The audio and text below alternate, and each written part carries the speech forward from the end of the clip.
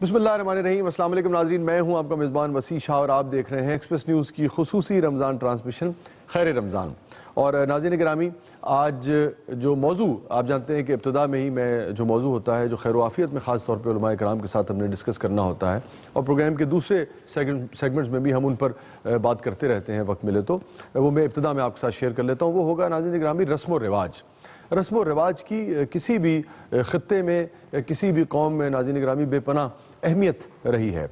और फिर यह है कि जब दीन इस्लाम आता है और दीन इस्लाम जिस तरीके से फैलता चला गया तो हमें ये देखना है कि दीन इस्लाम के हवाले से जो रस्म व रिवाज हैं उनके हवाले से जो मकामी रस्म व रिवाज होते हैं उनके हवाले से दीन इस्लाम जो है क्या रहनुमाई जो है वो हमें फराहम करता है, क्या हिदायत जो है वो जारी करता है। एक तो ये होगा। दूसरे, जब गैर ज़रूरी तौर पे हम रस्म व रिवाज जिसे कहिए कि मुख्तलिफ़ रसूमात में हम उलझ कर रह जाते हैं तो उससे कितना नुकसान होता है इंसानी माशरे पर, इंसानी रूह पर, इंसानी जिस्म पर कि रसूम व रिवाज हमारे माशरे में तो हम देखते हैं कि बोझ बनकर रह गई है इंसान। और बहुत सारे ऐसे मामलात हैं जिनमें बिगाड़ का बायस बनती हैं। हालांकि अमूमन अगर आप तारीख़ इंसानी पर नज़र डालें तो रसूम व रिवाज जो हैं बुनियादी तौर पर अगर आप देखें बेशतर हर तारीख़ के हर अहद में जहाँ जिन इलाक़ों में आप ये समझिए कि मज़हब नहीं भी पहुँचा था किसी वजह से अगर, तो वहाँ पर भी रसूम व रिवाज जो थी उनका बुनियादी मकसद जो था वो इंसानों की ज़िंदगियों को आसान करना था। मगर उसी आसानी में से फिर बिगाड़ जो है वो भी पैदा होता चला गया। मगर जब दीन इस्लाम की रोशनी जो है वो फैलती है तो हम देखते हैं कि फिर सिर्फ वही रसूम व रिवाज जो हैं वो रह जाती हैं जिससे आसानी और खैर तकसीम होता है। और वो रसूम व रिवाज जो ज़िंदगी को मुश्किल करती हैं या बिगाड़ पैदा करती हैं, यकीनन दीन इस्लाम जो है उनके हवाले से उनको नापसंद फरमाता है और उनके लिए हद मुकर्रर करता है। यही हमारी गुफ्तगू का मौजू होगा और इसके जो मुख्तलिफ पहलू हैं उस पर हम चाहेंगे कि उलमाए कराम रोशनी डालें। फिर एक और पहलू जो है आप देखिए नाज़रीन कि जो ज़िंदगी गुजारने का जो मामला है, ख़ास तौर पे बच्चियों की शादियों का हवाला जो है, आप देखिए कि कहने को दो लफ्ज़ हैं रसूम व रिवाज, लेकिन किस कदर फसाद और किस कदर मुश्किल इन्होंने पैदा कर दी है, किस कदर बिगाड़ पैदा कर दिया है गैर ज़रूरी रस्म व रिवाज को अपनाने ने। सो इंतहाई अहम मौजू है ये, इस हवाले से एक तरह से अवामी मौजू भी है नाज़रीन गिरामी। सो इस पर हम बात करेंगे खैर व आफ़ियत में। उलमाए कराम जब हमारे पास तशरीफ़ फरमा होंगे, इस वक्त हुआ है हमारा जो सेगमेंट है खैरुल कुरान का, पढ़ते हैं तर्जुमा और तफसीर की तरफ। खैरुल कुरान। अऊज़ु बिल्लाहि मिनश शैतानिर रजीम।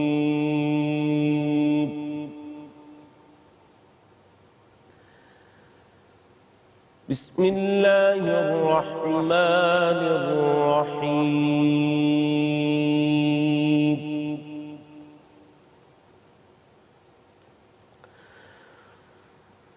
वमन अअरज़ अन ज़िक्री फ़इन्न लहू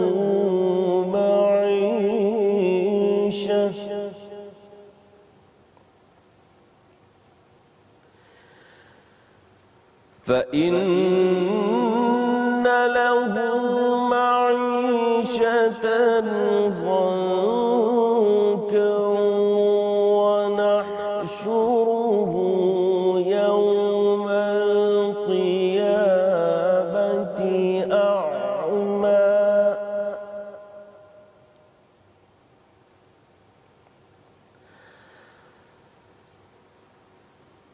क़ाल रब्बि लिम हशरतनी अअमा वक़द कुन्तु बसीरा।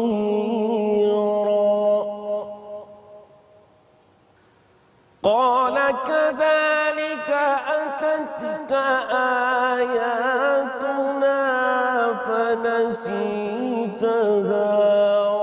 वकज़ालिक अल-यौम तुनसा।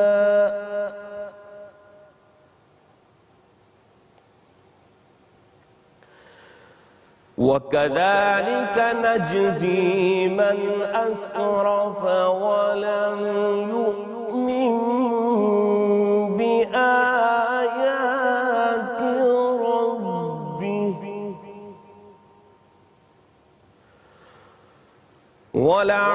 वलअज़ाबुल आखिरति अशद्दु व अबक़ा।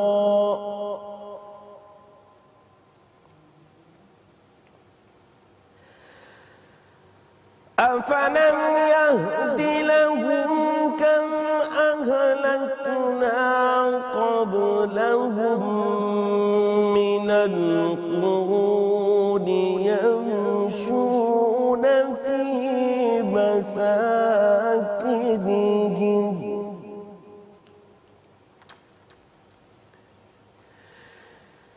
إن في ذلك لآيات لأولي النهى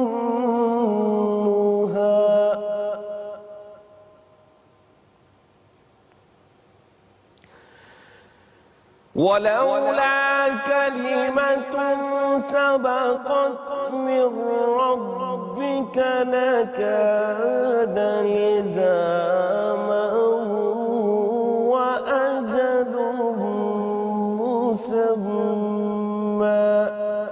صدق الله العظيم نحمدہ نصلی علی رسولہ الکریم اما بعد بسم اللہ الرحمن الرحیم ناظرین کرام السلام علیکم ورحمۃ اللہ وبرکاتہ۔ اللہ رب العالمین نے سب سے بڑی نعمت جو انسانوں کو عطا فرمائی وہ ہدایت کی نعمت ہے، اور ہدایت کا آخری پیغام قرآن حکیم کی صورت میں آج ہمارے پاس موجود ہے۔ رمضان کا مہینہ تو نزول قرآن کا مہینہ ہے، اور اس مہینے کی ساری برکتیں قرآن حکیم ہی کی وجہ سے ہیں۔ البتہ وہ لوگ جو اللہ کے ذکر سے اعراض کریں اور مراد ہے قرآن حکیم کو فراموش کر دیں تو کیا بدترین انجام ان کا ہوگا۔ قرآن کئی مرتبہ اس کا ذکر فرماتا ہے۔ اس حوالے سے ہلا دینے والا مقام ہے سورہ طٰہٰ آیت نمبر 124، 125، 126۔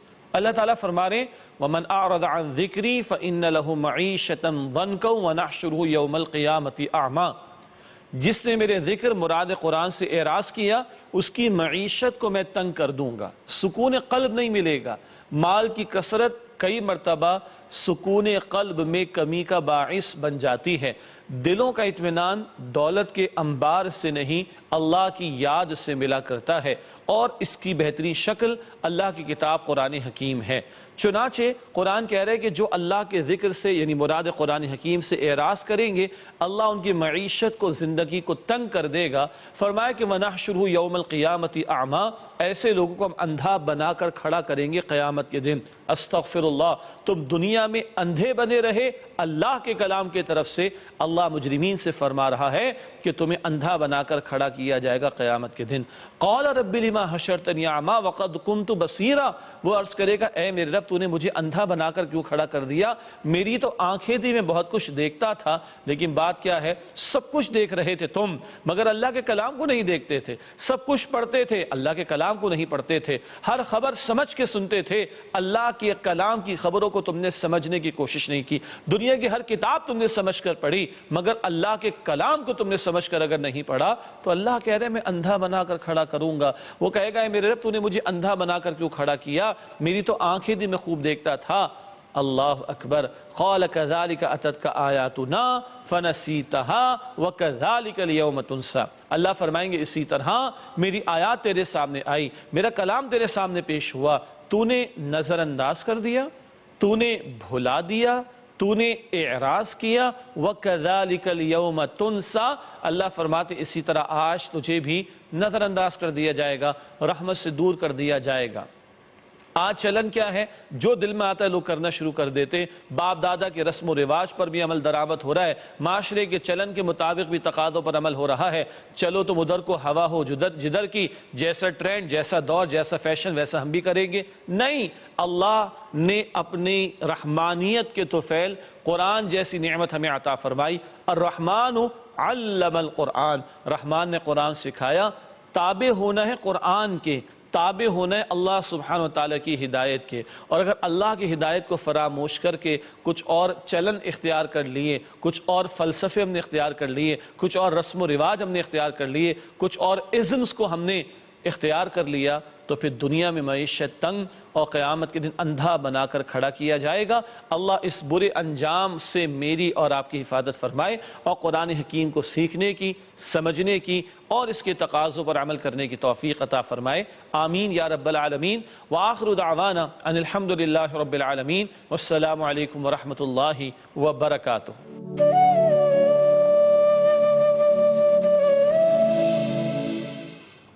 ناظرین گرامی کہیں نہیں جائیے گا، چھوٹے سے وقفے کے بعد واپس آتے ہیں۔ آپ دیکھ رہے ہیں ایکسپریس نیوز کی خصوصی رمضان ٹرانسمیشن۔ خیر رمضان، السلام علیکم ورحمۃ اللہ وبرکاتہ۔ السلام علیکم ورحمۃ اللہ وبرکاتہ۔ ناظرین گرامی پروگرام میں ایک دفعہ پھر حاضر خدمت ہیں، ایک دفعہ پھر خوش آمدید۔ آپ دیکھ رہے ہیں ایکسپریس نیوز کی خصوصی رمضان ٹرانسمیشن خیر رمضان، اور ہمارا سیگمنٹ ہے ناظرین گرامی خیر بنات۔ اور افتخار عارف صاحب کا ایک شعر جو ہے مجھے وہ یاد آتا ہے، اس سے پہلے کہ میں خیر بنات میں آج جو موضوع سخن رہے گا ہمارا وہ آپ کے ساتھ میں شیئر کروں، کہ افتخار عارف صاحب نے فرمایا تھا کہ میرے خدا مجھے اتنا تو معتبر کر دے، میرے خدا مجھے اتنا تو معتبر کر دے، میں جس مکان میں رہتا ہوں اس کو گھر کر دے۔ تو ناظرین گرامی گھر جو ہے یہ خیر کا باعث ہوتا ہے، خیر ہی خیر گھر سے جو ہے وہ پھوٹتی ہے، خیر ہی گھر سے تقسیم ہوتی ہے، اور گھر جو ہے وہ ایک انفرادی یونٹ ہے پورے معاشرے کا۔ مگر آپ جب پورے معاشرے پہ نگاہ ڈالتے ہیں تو جیسے ہر فرد ہے ملت کے مقدر کا ستارہ، ایسے ہی تمام ایک گھر جو مل کر پورا ایک معاشرہ جو ہے وہ تشکیل دیتے ہیں۔ اور گلی میں بعض اوقات صرف ایک گھر ہوتا ہے ناظرین گرامی جو لوگوں کے لیے شر کا باعث بھی بن رہا ہوتا ہے، اور گلی میں ایک ہی گھر ہوتا ہے بعض اوقات جو کہیں پہ اگر شر بھی پھیل رہا ہو تو اس کو خیر میں تبدیل کر دیتا ہے۔ سو گھر کو کیسے خیر کا گھر ہی بنایا جا سکتا ہے، اور گھر سے صرف خیر ہی تقسیم ہو سکتی ہے، گھر میں کیسے خیر ہی مل سکتی ہے، یہ ہمارا بنیادی موضوع ہوگا کہ گھر جو ہے وہ خیر کا گھر جو ہے وہ کیسے بنے، وہ گھر جس کو جنت کہا گیا ہے، دنیا میں جنت کہا گیا ہے، وہ کیسے بن سکتا ہے۔ ہمارے ساتھ موجود ہیں ڈاکٹر امبرین حسیب امبر صاحبہ، خوش آمدید امبرین صاحبہ، تشریف آوری کا آپ کا بہت بہت شکریہ۔ ہمارے ساتھ موجود ہے جویریہ سلیم صاحبہ، آپ کی بھی تشریف آوری کا بہت بہت شکریہ بیٹا۔ اور ڈاکٹر صاحبہ میں آپ کی طرف بڑھوں گا کہ گھر جو ہے وہ خیر کا باعث ہونا چاہیے، اور خیر ہی وہاں سے پھوٹتی ہے، اس لیے کہ بچے بھی، خاوند بھی، بھائی بھی، مطلب گھر کے جو بھی مرد حضرات ہیں، خواتین بھی کام کرتی ہیں، وہ بھی لیکن اگر اپنی جاب پہ جاتی ہیں، لیکن بہرحال ایک تاثر یہ ہے، اور کسی حد تک ہمارے معاشرے میں ہم کچھ بھی کر لیں بہرحال عورت جو ہے وہ گھر کی مالکن ہوتی ہے، اور بنیادی طور پہ خیر کا باعث میجر سبب جو ہے وہ وہی ہے۔ بعض اوقات مرد بھی اس میں فساد ڈالتا ہے اور معاملات خراب کرتا ہے، لیکن عورت کا جو منصب ہے اس سے ہم یہ ایکسپیکٹ کرتے ہیں، شاید زیادہ ایکسپیکٹ کرتے ہیں، میرے خیال میں زیادہ ذمہ داری ہم دیتے ہیں، مگر ہم ایکسپیکٹ کرتے ہیں کہ وہ زیادہ بڑے پن کا ثبوت دے۔ میں ہی نہیں کہہ رہا کہ ایسا ہونا چاہیے کہ نہیں ہونا چاہیے، مگر آپ کیسے دیکھتی ہیں سارے منظر کو، خاص طور پہ دین اسلام کی رہنمائی اور ہدایت کے حوالے سے؟ بسم اللہ الرحمن الرحیم۔ آپ نے گفتگو کا آغاز افتخار عارف صاحب کے دعائیہ شعر سے کیا، تو بات یہ ہے کہ دعا کے ساتھ ساتھ عمل کی بھی ضرورت ہوتی ہے۔ تو اگر ہم یہ چاہتے ہیں، سب کے لیے کہ اگر ہم چاہتے ہیں کہ گھر خیر کا منبع ہو تو اس کے لیے ہمیں عمل کرنا پڑے گا، دونوں بالکل ٹھیک کہہ رہی ہیں، اور اس کے لیے سب سے زیادہ ضروری تو وہی جیسا آپ نے کہا، لیکن میں نے جو بنیادی بات کی تھی جی ہلکے صحیح کے پھل کے انداز میں کی تھی، لیکن آپ سمجھتی ہیں کہ صرف عورت پہ اس کی ذمہ داری نہیں ڈالی جا سکتی؟ ہو نہیں سکتی، اس لیے کہ دیکھیں گھر بنانا تو عورت کی ذمہ داری ہے، یہ ماننے والی بات ہے، اس لیے کہ آئلی زندگی سے عورت زیادہ قریب ہوتی ہے، تو اس کے لیے رشتوں کی زیادہ اہمیت ہوتی ہے، اور وہ ان کو بنا کے بھی رکھنا چاہتی ہے، اور گھر کو بھی وہی سجاتی سنوارتی ہے۔ اچھا ویسے اب معاشرہ تبدیل ہو رہا ہے، جو ہم تھوڑا اسٹڈی کرتے ہیں معاشرے کو، آپ کے میاں صاحب میرے خیال میں کافی اس میں بالکل ہمیں لگتا ہے کہ اب مرد یہ بات سمجھنے لگے ہیں۔ کتنی پلیٹیں دھلوا لیتی ہیں آپ؟ نہیں پلیٹیں تو نہیں دھوتے، لیکن یہ ضرور ہے کہ پھر کیا تبدیل ہوا اگر پلیٹیں نہیں دھوتے؟ تبدیلی آ گئی کہ کم از کم کھانا بنانے میں کبھی اگر کچھ دیر ہو رہی ہے کچھ تو وہ ہاتھ اچھا یہاں تک آ گئے، بالکل، لیکن ابھی پلیٹیں آپ نے نہیں دھلوائی؟ پلیٹیں نہیں، اور ہمیں مرد اچھے بھی نہیں لگتے پوچھا لگاتے۔ اب یہ دیکھیں نا، یہ ہے جی مشرقی عورت کا اصل میں المیہ، کہ وہ خود بھی وہ جو ہے نا اپنا ایک خاص طرح کی آزادی وہ چاہتی نہیں ہے۔ بے شک، نہیں میں تو اس لیے کہہ رہا ہوں کہ آپ لوگ کہتی ہیں کہ آزادی بھی ہو اور اس کے بعد چاہتی بھی نہیں ہے کہ وہ کام کرے۔ نہیں آزادی بے شک ہونی چاہیے، لیکن آزادی کی بھی ایک حد ہے، وہ جو کہا گیا نا کہ تمہاری آزادی وہاں ختم ہو جاتی ہے جہاں میری ناک کی نوک شروع ہوتی ہے، تو آزادی کی بھی ایک حد ہونی چاہیے۔ تو قرآن کریم میں جو ارشاد ہوا ہے کہ گھر میں داخل ہو تو آواز دے کر اجازت لے جی کر جی، تو اپنے گھر میں دراصل بھی، اپنے یہ گھر میں۔ بتایا گیا ہے کہ وہ گھر جو ہے وہ ایک بڑی خاص جگہ ہے، بڑی عزت اور تکریم کی جگہ ہے، اور اس کو سرکار دو عالم دونوں صلی مل اللہ کر علیہ بنائیں گے۔ وسلم نے فرمایا کہ اپنے گھر بھی جاؤ تو دستک بے دے شک۔ جگہ۔ تو بات پورا وہی واقعہ ہے ہے، اس وقت کہ وقت نہیں ہے، میں وہ آپ ساتھ جی، تو بات وہی ہے کہ اگر آپ چاہتے ہیں کہ یہ شر نہ بنے، اب آج ہم دیکھ رہے ہیں تو یہ جو ہمارے معاشرے میں شر پھیل رہا ہے وہ شروع کہاں سے ہوتا ہے؟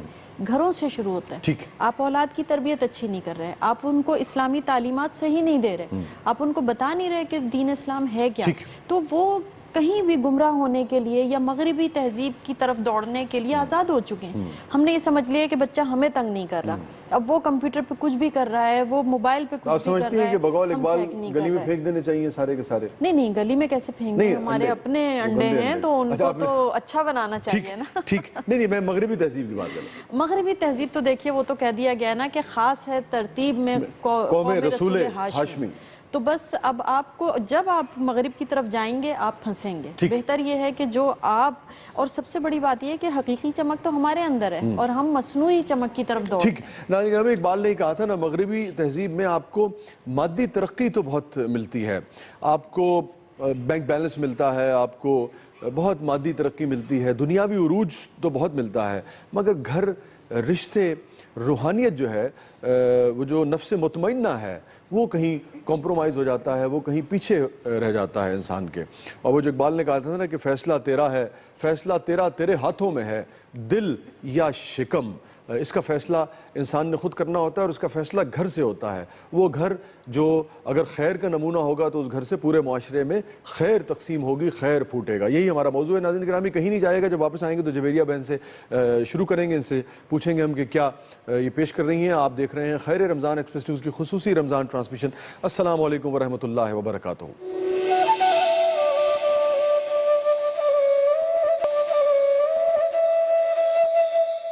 السلام علیکم ورحمۃ اللہ وبرکاتہ۔ ناظرین گرامی، پروگرام میں ایک دفعہ پھر حاضر خدمت ہیں۔ آپ دیکھ رہے ہیں ایکسپریس نیوز کی خصوصی رمضان ٹرانسمیشن خیر رمضان۔ ایک دفعہ پھر خوش آمدید۔ ہمارا سیگمنٹ ہے خیر بنات، ہمارے ساتھ موجود ہے ڈاکٹر امبرین حسیب امبر صاحبہ، ہمارے ساتھ موجود ہے جویریہ سلیم صاحبہ، اور ہمارا موضوع ہے ناظرین گھر، وہ گھر جو دین اسلام کی رہنمائی میں، دین اسلام کی روشنی میں ترتیب پاتا ہے، اور پھر اس گھر سے خیر جو ہے وہ نکلتا ہے، اور خیر جو ہے وہ معاشرے میں تقسیم ہوتا ہے، خیر جو ہے اس کی کرنیں جو ہیں وہ پھوٹتی ہیں اس گھر سے۔ گھر، خیر، یہ ہمارا موضوع ہے۔ لیکن اس وقت بڑھیں گے ہم جویریہ سلیم صاحبہ کی طرف۔ کیا بیٹا آپ ناظرین کے لیے اس وقت؟ نوری محفل پہ چادر تنی نور کی، نور پھیلا ہوا آج کی رات ہے، چاندنی میں ہے ڈوبے ہوئے دو جہاں، کون جلوہ نما آج کی رات ہے، عرش پر دھوم ہے، فرش پر دھوم ہے وہ بدبخت جو آج محروم ہے، پھر یہ آئے گی شب کس کو معلوم ہے، ہم پہ لطف خدا آج کی رات ہے، چاندنی میں ہے ڈوبے ہوئے دو جہاں، کون جلوہ نما آج کی رات ہے، نوری محفل پہ چادر تنی نور کی، نور پھیلا ہوا آج کی رات ہے۔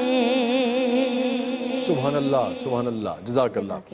ناظرین گرامی، کہیں نہیں جائیے گا، چھوٹے سے وقفے کے بعد واپس آتے ہیں ایکسپریس نیوز کی خصوصی رمضان ٹرانسمیشن۔ کہیں نہیں جائے گا ناظرین گرامی، چھوٹے سے وقفے کے بعد واپس آتے ہیں۔ آپ دیکھ رہے ہیں ایکسپریس نیوز کی خصوصی رمضان ٹرانسمیشن خیر رمضان۔ السلام علیکم ورحمۃ اللہ وبرکاتہ۔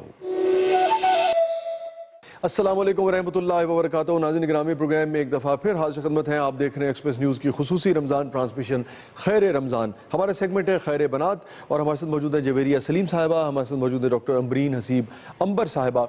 और नाज़रीन, हमारा मौजू है घर किस तरीके से दीन इस्लाम की रहनुमाई में अगर आप अमल करें तो खैर तकसीम करता है माशरे में। डॉक्टर साहिबा, क्या फरमाएंगी मज़ीद इस पर आप? बात हम लोग वही कर रहे थे कि असल चीज़ जो कही गई है ना कि अमल से ज़िंदगी बनती है, जन्नत भी जहन्नुम भी, तो वही सूरत हाल घर में भी है कि अगर हम घर में बच्चों की तरबियत अच्छी शौहर अपनी करेंगे, फितरत में न नूरी है न नारी है। बीवी भी हो सकती है।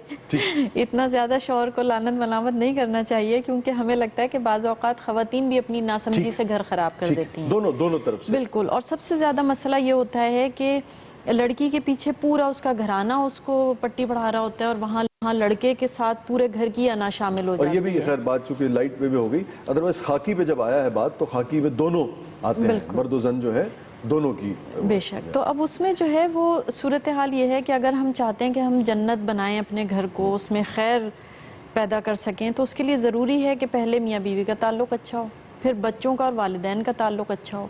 और सबसे बड़ी चीज़ ये है कि जो हमारे मुआशरे में ख़त्म होता जा रहा है एक जॉइंट फैमिली सिस्टम, जिसमें हम अपने बुज़ुर्गों की इज़्ज़त और एहतराम किया करते थे और उनसे जो एक हम हुकूक़ और फ़राइज़ की तरबियत हासिल किया करते थे, वो हमारे मुआशरे में ख़त्म होती जा रही है।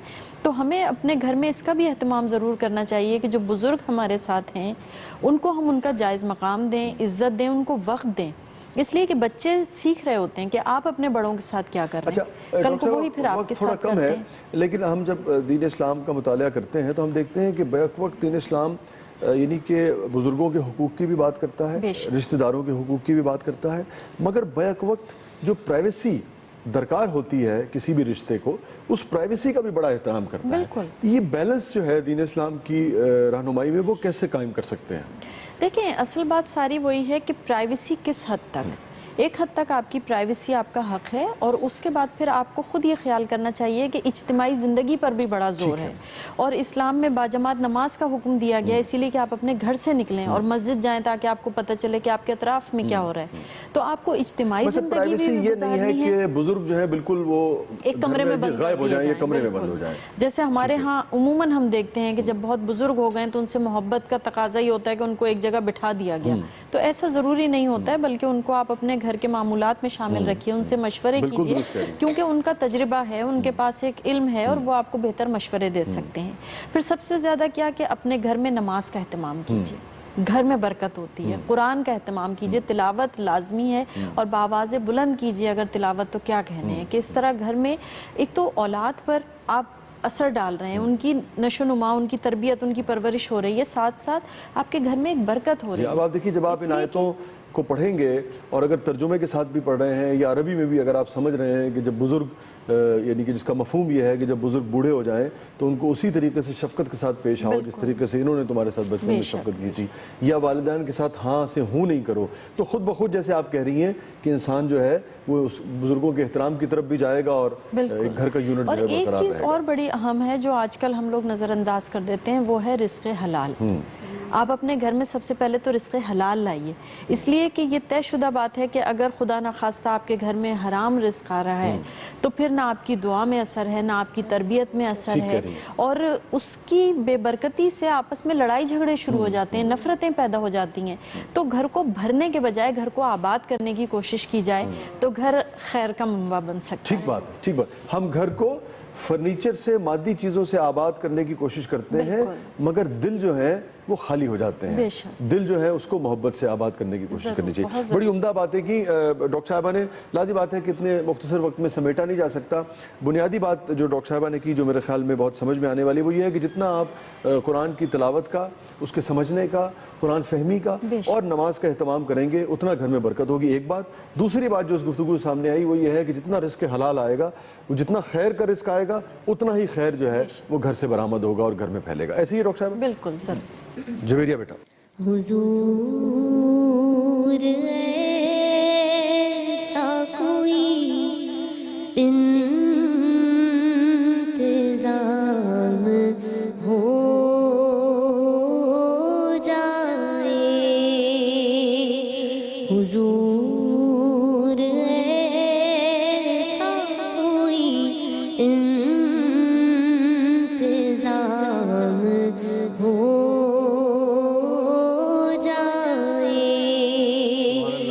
سلام کے لیے حاضر غلام ہو جائے، سلام کے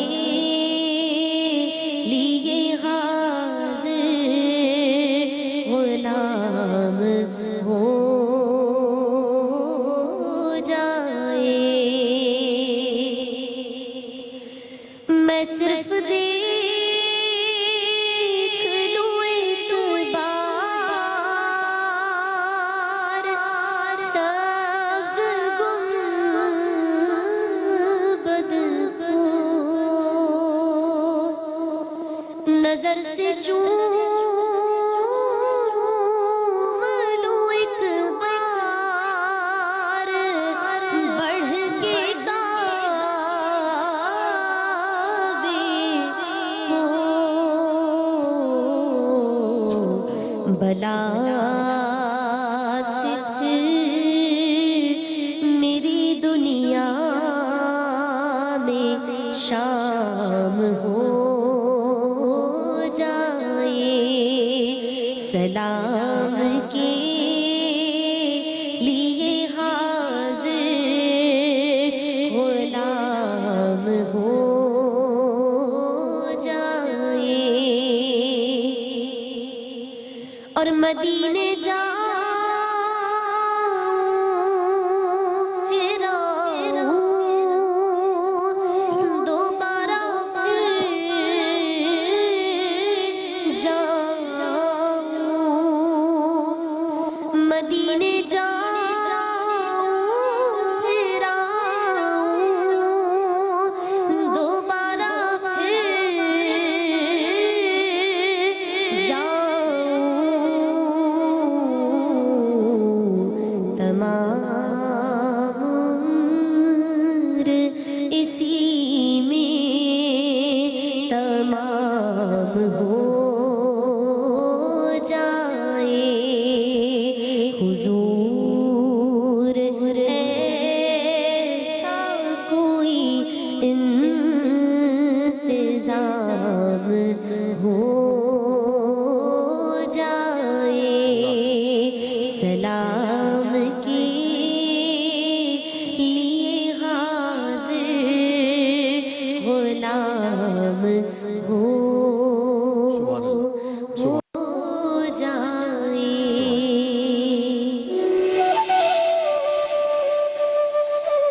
ویلکم بیک ناظرین، پروگرام میں دوبارہ حاضر خدمت ہیں۔ آپ دیکھ رہے ہیں ایکسپریس نیوز کی خصوصی رمضان ٹرانسمیشن خیر رمضان، اور ہمارا سیگمنٹ ہے ناظرین جس کا وقت ہوا چاہتا ہے خیر و عافیت، اور ہمارے ساتھ موجود ہیں مفتی محمد زبیر صاحب۔ جزاک اللہ مفتی صاحب، آپ کی تشریف آوری کا بہت بہت شکریہ، آپ نے وقت نکالا۔ اور ہمارے ساتھ موجود ہیں علامہ عمران بشیر صاحب، آپ کی بھی تشریف آوری کا بہت بہت شکریہ علامہ صاحب، جزاک اللہ۔ اور جیسا کہ میں نے پروگرام کے ابتدا میں حضرت ہم شیئر کر لیتے ہیں، تو میں نے ابتدا میں ناظرین کے ساتھ شیئر کیا تھا کہ رسم و رواج جو ہے وہ ہمارا موضوع ہوگا، اور میرے خیال میں سبھی جانتے ہیں کہ جو جغرافیائی حوالوں سے اور بہت ساری وجوہات ہوتی ہیں رسم و رواج کی جنم لینے کی، میرے خیال میں ہم یہیں سے ابتدا کرتے ہیں کہ اسلام کی جو اپنی اقدار ہیں اور پھر وہ جو پریکٹسز ہیں ہمارا، تو وہ رسم و رواج ہے، عید ہے اور دیگر ہمارے تہوار ہیں، ہمارے یہ رسم و رواج ہے۔ لیکن پھر جہاں جہاں اسلام پھیلتا ہے وہاں کے جغرافیائی حالات کے مطابق حضرت، اور وہاں کے جو پرانے رسم و رواج چل رہے ہوتے ہیں کچھ، ان میں سے یا رسم و رواج کے حوالے سے جو خاص دینی نہیں ہے، جو جغرافیائی حوالوں سے ہیں یا لوگوں کی رہتل کے حوالے سے، زندگی گزارنے کے حوالے سے، گھریلو معاملات میں کن رسم و رواج کے حوالے سے دین اسلام جو ہے وہ کہتا ہے کہ اس کو اختیار کرنا چاہیے، اور کن کے حوالے سے وہ کہتا ہے کہ نہیں؟ مطلب آپ کیسے طے کریں گے کہ یہ دینی رسم و دین کے مطابق ہے اور یہ دین کے مطابق نہیں ہے؟ بسم اللہ الرحمن الرحیم، نحمدہ و نصلی علی رسولہ الکریم، اما بعد۔ آج کے سماج کا واقعی اہم ترین اور ضرورت کا موضوع ہے۔ اللہ رب العزت آپ کو جزائے خیر عطا فرمائے کہ اس موضوع پر آج گفتگو کا موقع دے رہے ہیں۔ گزارش یہ ہے، اسلام نے رسم و رواج سے متعلق ایک واضح اصول اپنایا ہے۔ وہ شرعی ضابطہ، قانون اور اصول یہ ہے کہ اگر کسی جغرافیائی خطے میں، کسی مملکت میں، کسی اسٹیٹ، ریاست، کسی محلے، ٹاؤن، علاقے کے اندر کسی قسم کا فیشن، رواج، کلچر وجود پاتا ہے یا اس کو فروغ ملتا ہے، اسلام یہ کہتا ہے، اسلام کا اصول یہ کہتا ہے کہ 3 بنیادی شرائط اس کے اندر ہوں۔ اگر اس میں 3 معاملات، 3 بنیادی شرائط شریعت جن کا لحاظ کرنے کا ہمیں بار بار کہتی ہے، وہ کیا ہیں؟ سب سے پہلی بات تو یہ کہ وہ رسم و رواج ایسا ہو جس سے اسلام کا کوئی فریضہ اور کوئی حکم متصادم نہ ہو رہا ہو۔ ٹھیک ہو گیا، یہ ایک پہلا اصول۔ دوسرا اصول یہ ہمیں پتہ چلتا ہے کہ وہ رسم و رواج کسی دوسرے انسان کو اذیت اور تکلیف پہنچانے پر مشتمل یہ بھی عین اسلامی وہ ہے۔ تیسرا قانون یہ ہے کہ وہ رسم و رواج اس طرح کا ہو کہ اس میں کسی غیر قوم کی یا فساق و فجار کی مشابہت کا پہلو نہ ہو۔ ٹھیک ہے، بس یہ 3 بنیادی اصول ہیں۔ اب میں تھوڑی سی آپ اجازت دیں تفصیل بیان کرتا ہوں۔ سب سے پہلی بات تو یہ ہے کہ اسلام کے کسی حکم کے متصادم نہیں ہونا چاہیے۔ مثلا اگر کسی ملک، کسی خطے، کسی علاقے کے اندر یہ رواج ہے کہ خاص قسم کا کلر کا کپڑا لوگ پہنتے ہیں، اسلام اس پہ کوئی قدر نہیں لگاتا۔ ٹوپیاں بڑی پہنتے ہیں، چھوٹی پہنتے ہیں، اونچی پہنتے ہیں، اسلام کو کوئی اس میں رکاوٹ اور قدغن نہیں لگاتا۔ اسی طریقے سے اسلام اس بات پر کچھ نہیں کہتا آپ مخصوص طرز کی، مخصوص ڈیزائن کی جوتے پہنیں، اسلام اس پر آپ کو کچھ نہیں مذائقہ نہیں۔ شادی بیاہ آپ کرتے ہیں، شادی بیاہ کے اندر آپ اس طرح بیٹھیں یا اس طرح نہ بیٹھیں، اسلام کو اس پر کوئی اعتراض نہیں ہے۔ ہاں، اسلام کا کوئی حکم نہیں ٹوٹنا چاہیے۔ مثلا آج کے ہم اگر پاکستان کے احوال کو دیکھیں تو ہمارے بہت سارے دیہاتی علاقوں کے اندر، انٹیریئر کے علاقوں کے اندر اگر آپ چلے جائیں تو وہاں پر قرآن سے شادی کی ایک رسم موجود ہے۔ اسی طریقے سے یہ رسم موجود ہے کہ ہر صورت میں بہت سارے ہمارے پاکستان کے ایسے علاقے اور دیہات موجود ہیں کہ اگر بڑے بھائی کا انتقال ہوا، اس بڑے بھائی کی عمر 60 سال ہے، 50 سال ہے، اور اس کی اہلیہ کی عمر بھی 50 سال، 60 سال، 48 سال ہے۔ اب کیا سمجھا جاتا ہے مختلف قبیلوں، کمیونٹی، برادریز کے اندر یہ سمجھا جاتا ہے کہ یہ خاتون جب ہمارے بھائی کی ایک مرتبہ بیوی بن چکی ہے تو ہماری غیرت گوارا نہیں کرتی کہ وہ کہیں اور جائے، لہٰذا ہر صورت میں اس خاتون کا نکاح اسی مقتول یا اسی مرحوم کے چھوٹے بھائی سے کیا جائے گا۔ چنانچہ بڑا صدمہ ہوتا ہے، دلی طور پر بڑا دکھ ہوتا ہے کہ ہم نے ایسے علاقے بھی دیکھے، مجھے وہاں جا کر بیانات کرنے پڑے باقاعدہ کہ 50 سالہ خاتون کی شادی 18 سالہ نوجوان سے کی گئی، صرف کس بنیاد پر کہ یہ خاتون اب ہماری ناک کا مسئلہ ہے، غیرت کا مسئلہ ہے، عزت کا مسئلہ ہے، ہماری حیا گوارا نہیں کرتی کہ اب یہ خاتون ہمارے خاندان سے باہر جائے۔ میں نے کہا اگینسٹ ٹو شریعت ہے یہ، اور حالانکہ اور آپ دیکھیے کہ حضرت کہ شریعت نے کس قدر آسانی فراہم کی ہے، اور جسے میں اس لیے بھی کہہ رہا ہوں کہ ہمارے یہاں جو بعض اوقات جو مخالفین جو الزام لگاتے ہیں اگر خدا نہ خواستہ کوئی بیوہ ہو جاتی ہے یا طلاق ہو جاتی ہے تو کتنی آسانی ہے نکاح ہے، اس کے لیے بہت آسانی ہے، اور اس کے لیے تو باقاعدہ آپ صلی اللہ علیہ وسلم نے ترغیب دی ہے۔ میں حضرت اگر بریک سے واپس آ کے چونکہ بڑے اہم موڑ پہ گفتگو آ گئی ہے اور آپ نے مطلب ایک دم سے رسم و رواج کے اس طرف ہم چلے گئے ہیں جس طرف شدید ترین ضرورت ہے علماء کرام کی کہ وہ اور جگہ جگہ پورے ملک میں شہروں میں بھی اور باقی جو آپ شہر سے کٹتے چلے جاتے ہیں مضافات میں جہاں جہالت غربت زیادہ ہے وہاں تو اس طرح کی کبھی رسمیں جو ہیں بہت ہی عمدہ گفتگو فرمائی صاحب نے۔ اسی پر چاہیں گے علامہ صاحب بھی روشنی ڈالیں۔ ناظرین کہیں نہیں جائیے گا، چھوٹے سے وقفے کے بعد واپس آتے ہیں۔ آپ دیکھ رہے ہیں ایکسپریس نیوز کی خصوصی رمضان ٹرانسمیشن۔ خیر رمضان، السلام علیکم ورحمۃ اللہ وبرکاتہ۔ السلام علیکم ورحمۃ اللہ وبرکاتہ۔ ناظرین گرامی، پروگرام میں ایک دفعہ پھر حاضر خدمت ہیں، ایک دفعہ پھر خوش آمدید۔ آپ دیکھ رہے ہیں ایکسپریس نیوز کی خصوصی رمضان ٹرانسمیشن خیر رمضان۔ ہمارا سیگمنٹ ہے خیر و عافیت، اور ہمارے ساتھ موجود ہیں علامہ عمران بشیر صاحب اور جزاک اللہ، اور ہمارے ساتھ موجود ہیں مفتی محمد زبیر صاحب۔ حضرت رسم و رواج کا ذکر ہو رہا تھا اور پھر آپ نے فرمایا کہ کوئی 3 چیزیں آپ نے فرمائی کہ اگر وہ اسلام کی کسی بنیادی اس سے متصادم نہیں ہے تو پھر وہ رسم و رواج جو ہیں ان پہ اسلام ناجائز ہیں، ان کو احتراز اگر متصادم نہیں ہے، اگر متصادم نہیں ہے تو جائز ہے، اگر متصادم ہے تو جائز ہے۔ اب آپ ان متصادمات کی تفصیل جو ہے وہ بیان فرمائیں۔ میں اسی طرح سے ایک بات اور کہہ رہا تھا، جیسے کہ ہمارے انٹیریئر کے بعض علاقوں کے اندر ہے کاری کی رسم، شک ہو گیا لڑکے یا لڑکی پر تو اب کیا ہے، ان کو کاری قرار دے دیا اور وہ قتل کر دیا، یعنی نہ اس میں استغاثہ، نہ گواہ، نہ سورۃ النور کے احکام، نہ وہ شہادات کے جو 4 گواہوں کا معاملہ، نہ عدلیہ، نہ عدالت، کچھ بھی نہیں، کاری قرار دے کر جرگے پنچایت نے قتل کر دیا۔ اور اس کے بعد جو سزا دیتے ہیں وہ خود حرام، خود ہی،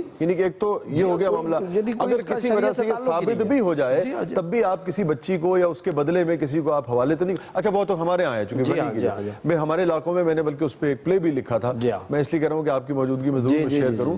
ملنگی اس کا نام تھا، پاکستان ٹیلی ویژن سے چلتا تھا جی۔ اور وہ اسی لیے کہ یہ جب ہم دیکھتے ہیں تو کوشش ہوتی ہے کہ اس میں اپنا حصہ جو ہے وہ ڈال سکے. پلیز آپ تو میں عرض کر رہا تھا اب یہ وہ رسومات ہیں جن کا اسلام سے کوئی تعلق نہیں، اور تمام ملک کے اہل بصیرت اہل علم پکار کر کے کہتے ہیں کہ بھائی ان رسومات کا ملبہ اسلام پہ مت ڈالو. جی درست کہہ رہے ہیں. اور بعض لوگ اس چیز میں کامیاب ہو جاتے ہیں، وہ یہ شور کرتے ہیں، پروپیگنڈا کرتے ہیں کہ شاید اسلام کی ترغیب یہ ہے، اسلام اس شرم و حیا کا قائل ہے. میں کہا کرتا ہوں شرم و حیا وہ جو اللہ کو مقبول ہو، شرم و حیا مطلوب وہ جو رسول اللہ صلی اللہ علیہ وسلم کو مطلوب و مقصود ہو.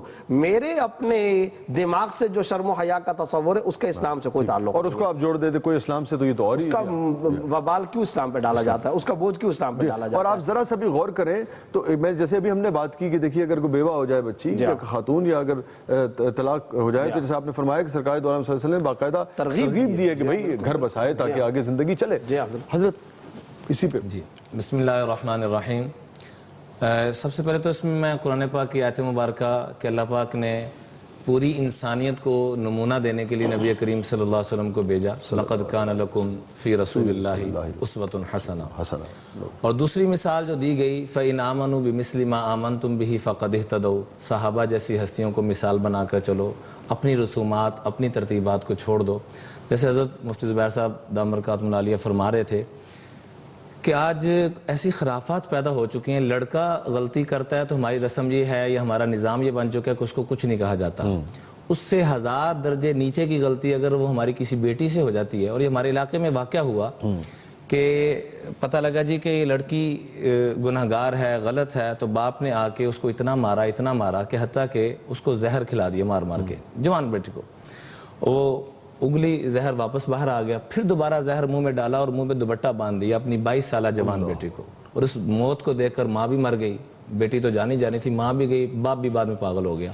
تو بیٹی تھوڑی سی غلطی کرتی ہے تو ہماری رسومات بن چکی ہے کہ ہماری غیرت کے خلاف ہے. اور بیٹا اگر جتنا مرضی وہ حیا کے ساری دھجیاں اڑا دے تو کوئی نہیں بیٹا ہے.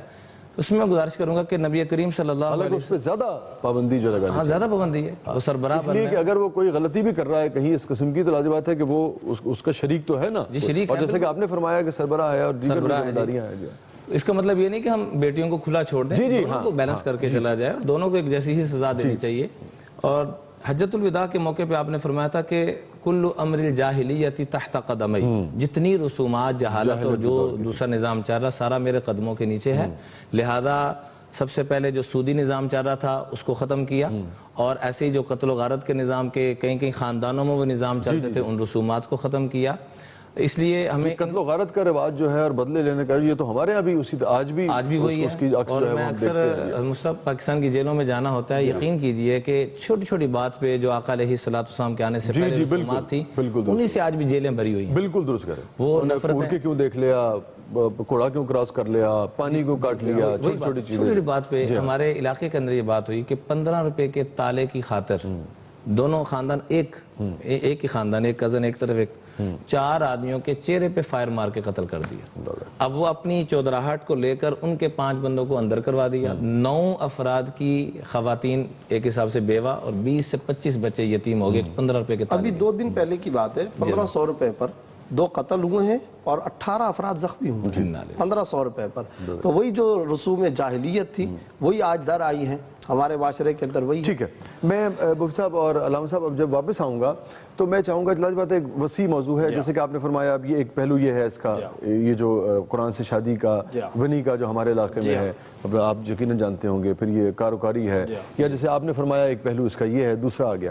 اب میں چاہوں گا کہ ہم اس کو، جو کہ وسیع موضوع ہے، سمٹ نہیں پائے گا ورنہ، خاص طور پہ یہ جو ہمارے ہاں جہیز کی رسم، شادی بیاہ کے معاملات، چونکہ اس نے زندگی کو حضرت بہت مشکل کر دیا اور کافی بوجھ ڈالا ہے. اور پھر اس بوجھ کی وجہ سے شادیاں نہیں ہوتی تو بے پناہ پھر مسائل جو ہیں وہ جنم لیتے ہیں. تو میں چاہوں گا اگر آپ مناسب سمجھیں تو پھر ہم اس کے اوپر ذرا بات کر لیں گے. ناظرین گرامی کہیں نہیں جائیے گا، اس حوالے سے ہم بات کریں گے مفتی محمد زبیر صاحب سے، علامہ عمران بشیر صاحب سے، اور پھر یہ دیکھیں گے کہ اسلام کتنی آسانی فراہم کرتا ہے اور ہم نے کیسی، جسے کہیے کہ کیسی رسم و رواج کا جال جو ہے وہ اپنے اوپر پھینک رکھے ہیں، کیسی کیسی رسم و رواج کے جال میں اپنے آپ کو جکڑ رکھا ہے، کیسے کیسے رسم و رواج کبھی اور جاہلانہ اور بے وقوفانہ احمقانہ رسم و رواج کے جسے کہیے کہ زندان میں اپنے آپ کو قید کر رکھا ہے، اور یہی وجہ ہے کہ ہماری سانسیں دم بھی گھٹتا ہے مگر ہم ان رسموں کی زنجیروں کو توڑنے کے لیے تیار نہیں ہیں۔ چھوٹے سے وقت کے بعد واپس آتے ہیں، آپ دیکھ رہے ہیں ایکسپریس نیوز کی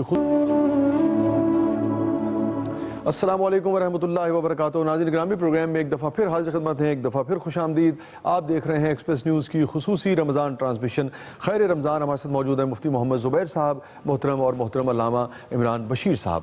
اور ناظرین رسم و رواج جو ہے وہ ہمارا موضوع ہے آج، اور بڑی عمدہ ابتدا فرمائی تھی مفتی صاحب نے، پھر علامہ صاحب نے بھی گفتگو کو آگے بڑھایا کہ کوئی بھی ایسی رسم جو اسلام سے نہیں ٹکراتی رسم و رواج، اس کے حوالے سے دین اسلام جو ہے وہ بہت یعنی کہ جسے کہیے کہ سہولت فراہم کرتا ہے، اور وہ کہتا ہے کہ ٹھیک ہے آپ زندگی گزاری ہے۔ اور لازم بات ہے ٹکرانے کا مطلب وہی ہوتا ہے ناظرین گرامی جس سے شر پھیلتا ہو یا مشکل آتی ہو زندگی میں، یا خیر جو ہے نہ خیر میں رکاوٹ آتی ہو، ادروائز جیسے چاہیں آپ جئیں۔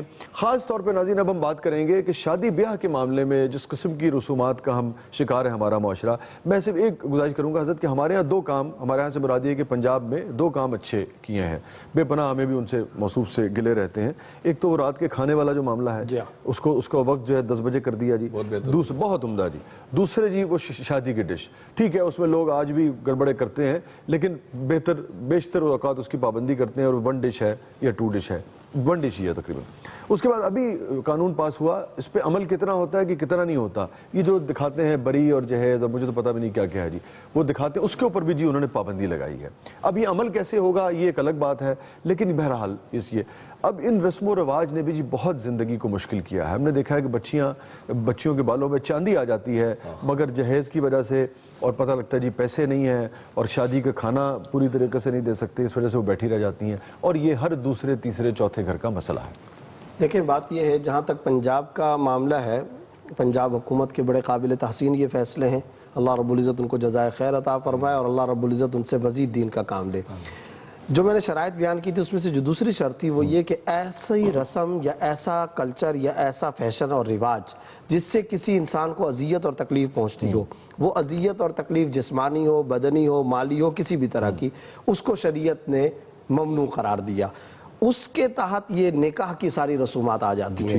اب ذرا آپ دیکھیے، شریعت نے نکاح کے بارے میں 3 باتوں کا خصوصی اہتمام کیا ہے۔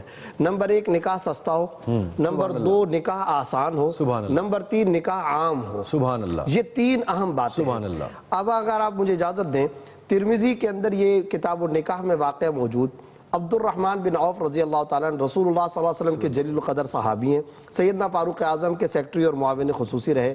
آپ صلی اللہ علیہ وسلم نے اپنی حیات طیبہ میں کئی کمیٹیاں بنائیں، ان کمیٹیوں کے اندر حضرت عبد الرحمن بن عوف کو رکھا۔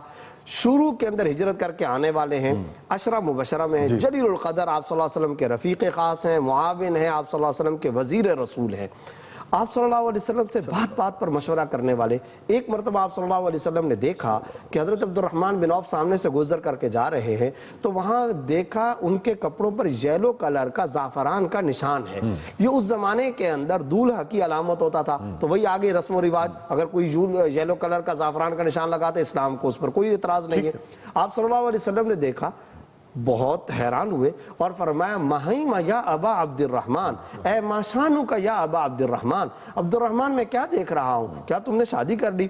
حضرت عبد الرحمن بن عوف نے فرمایا نعم یا رسول اللہ تزوجت، میں نے نکاح کر لیا۔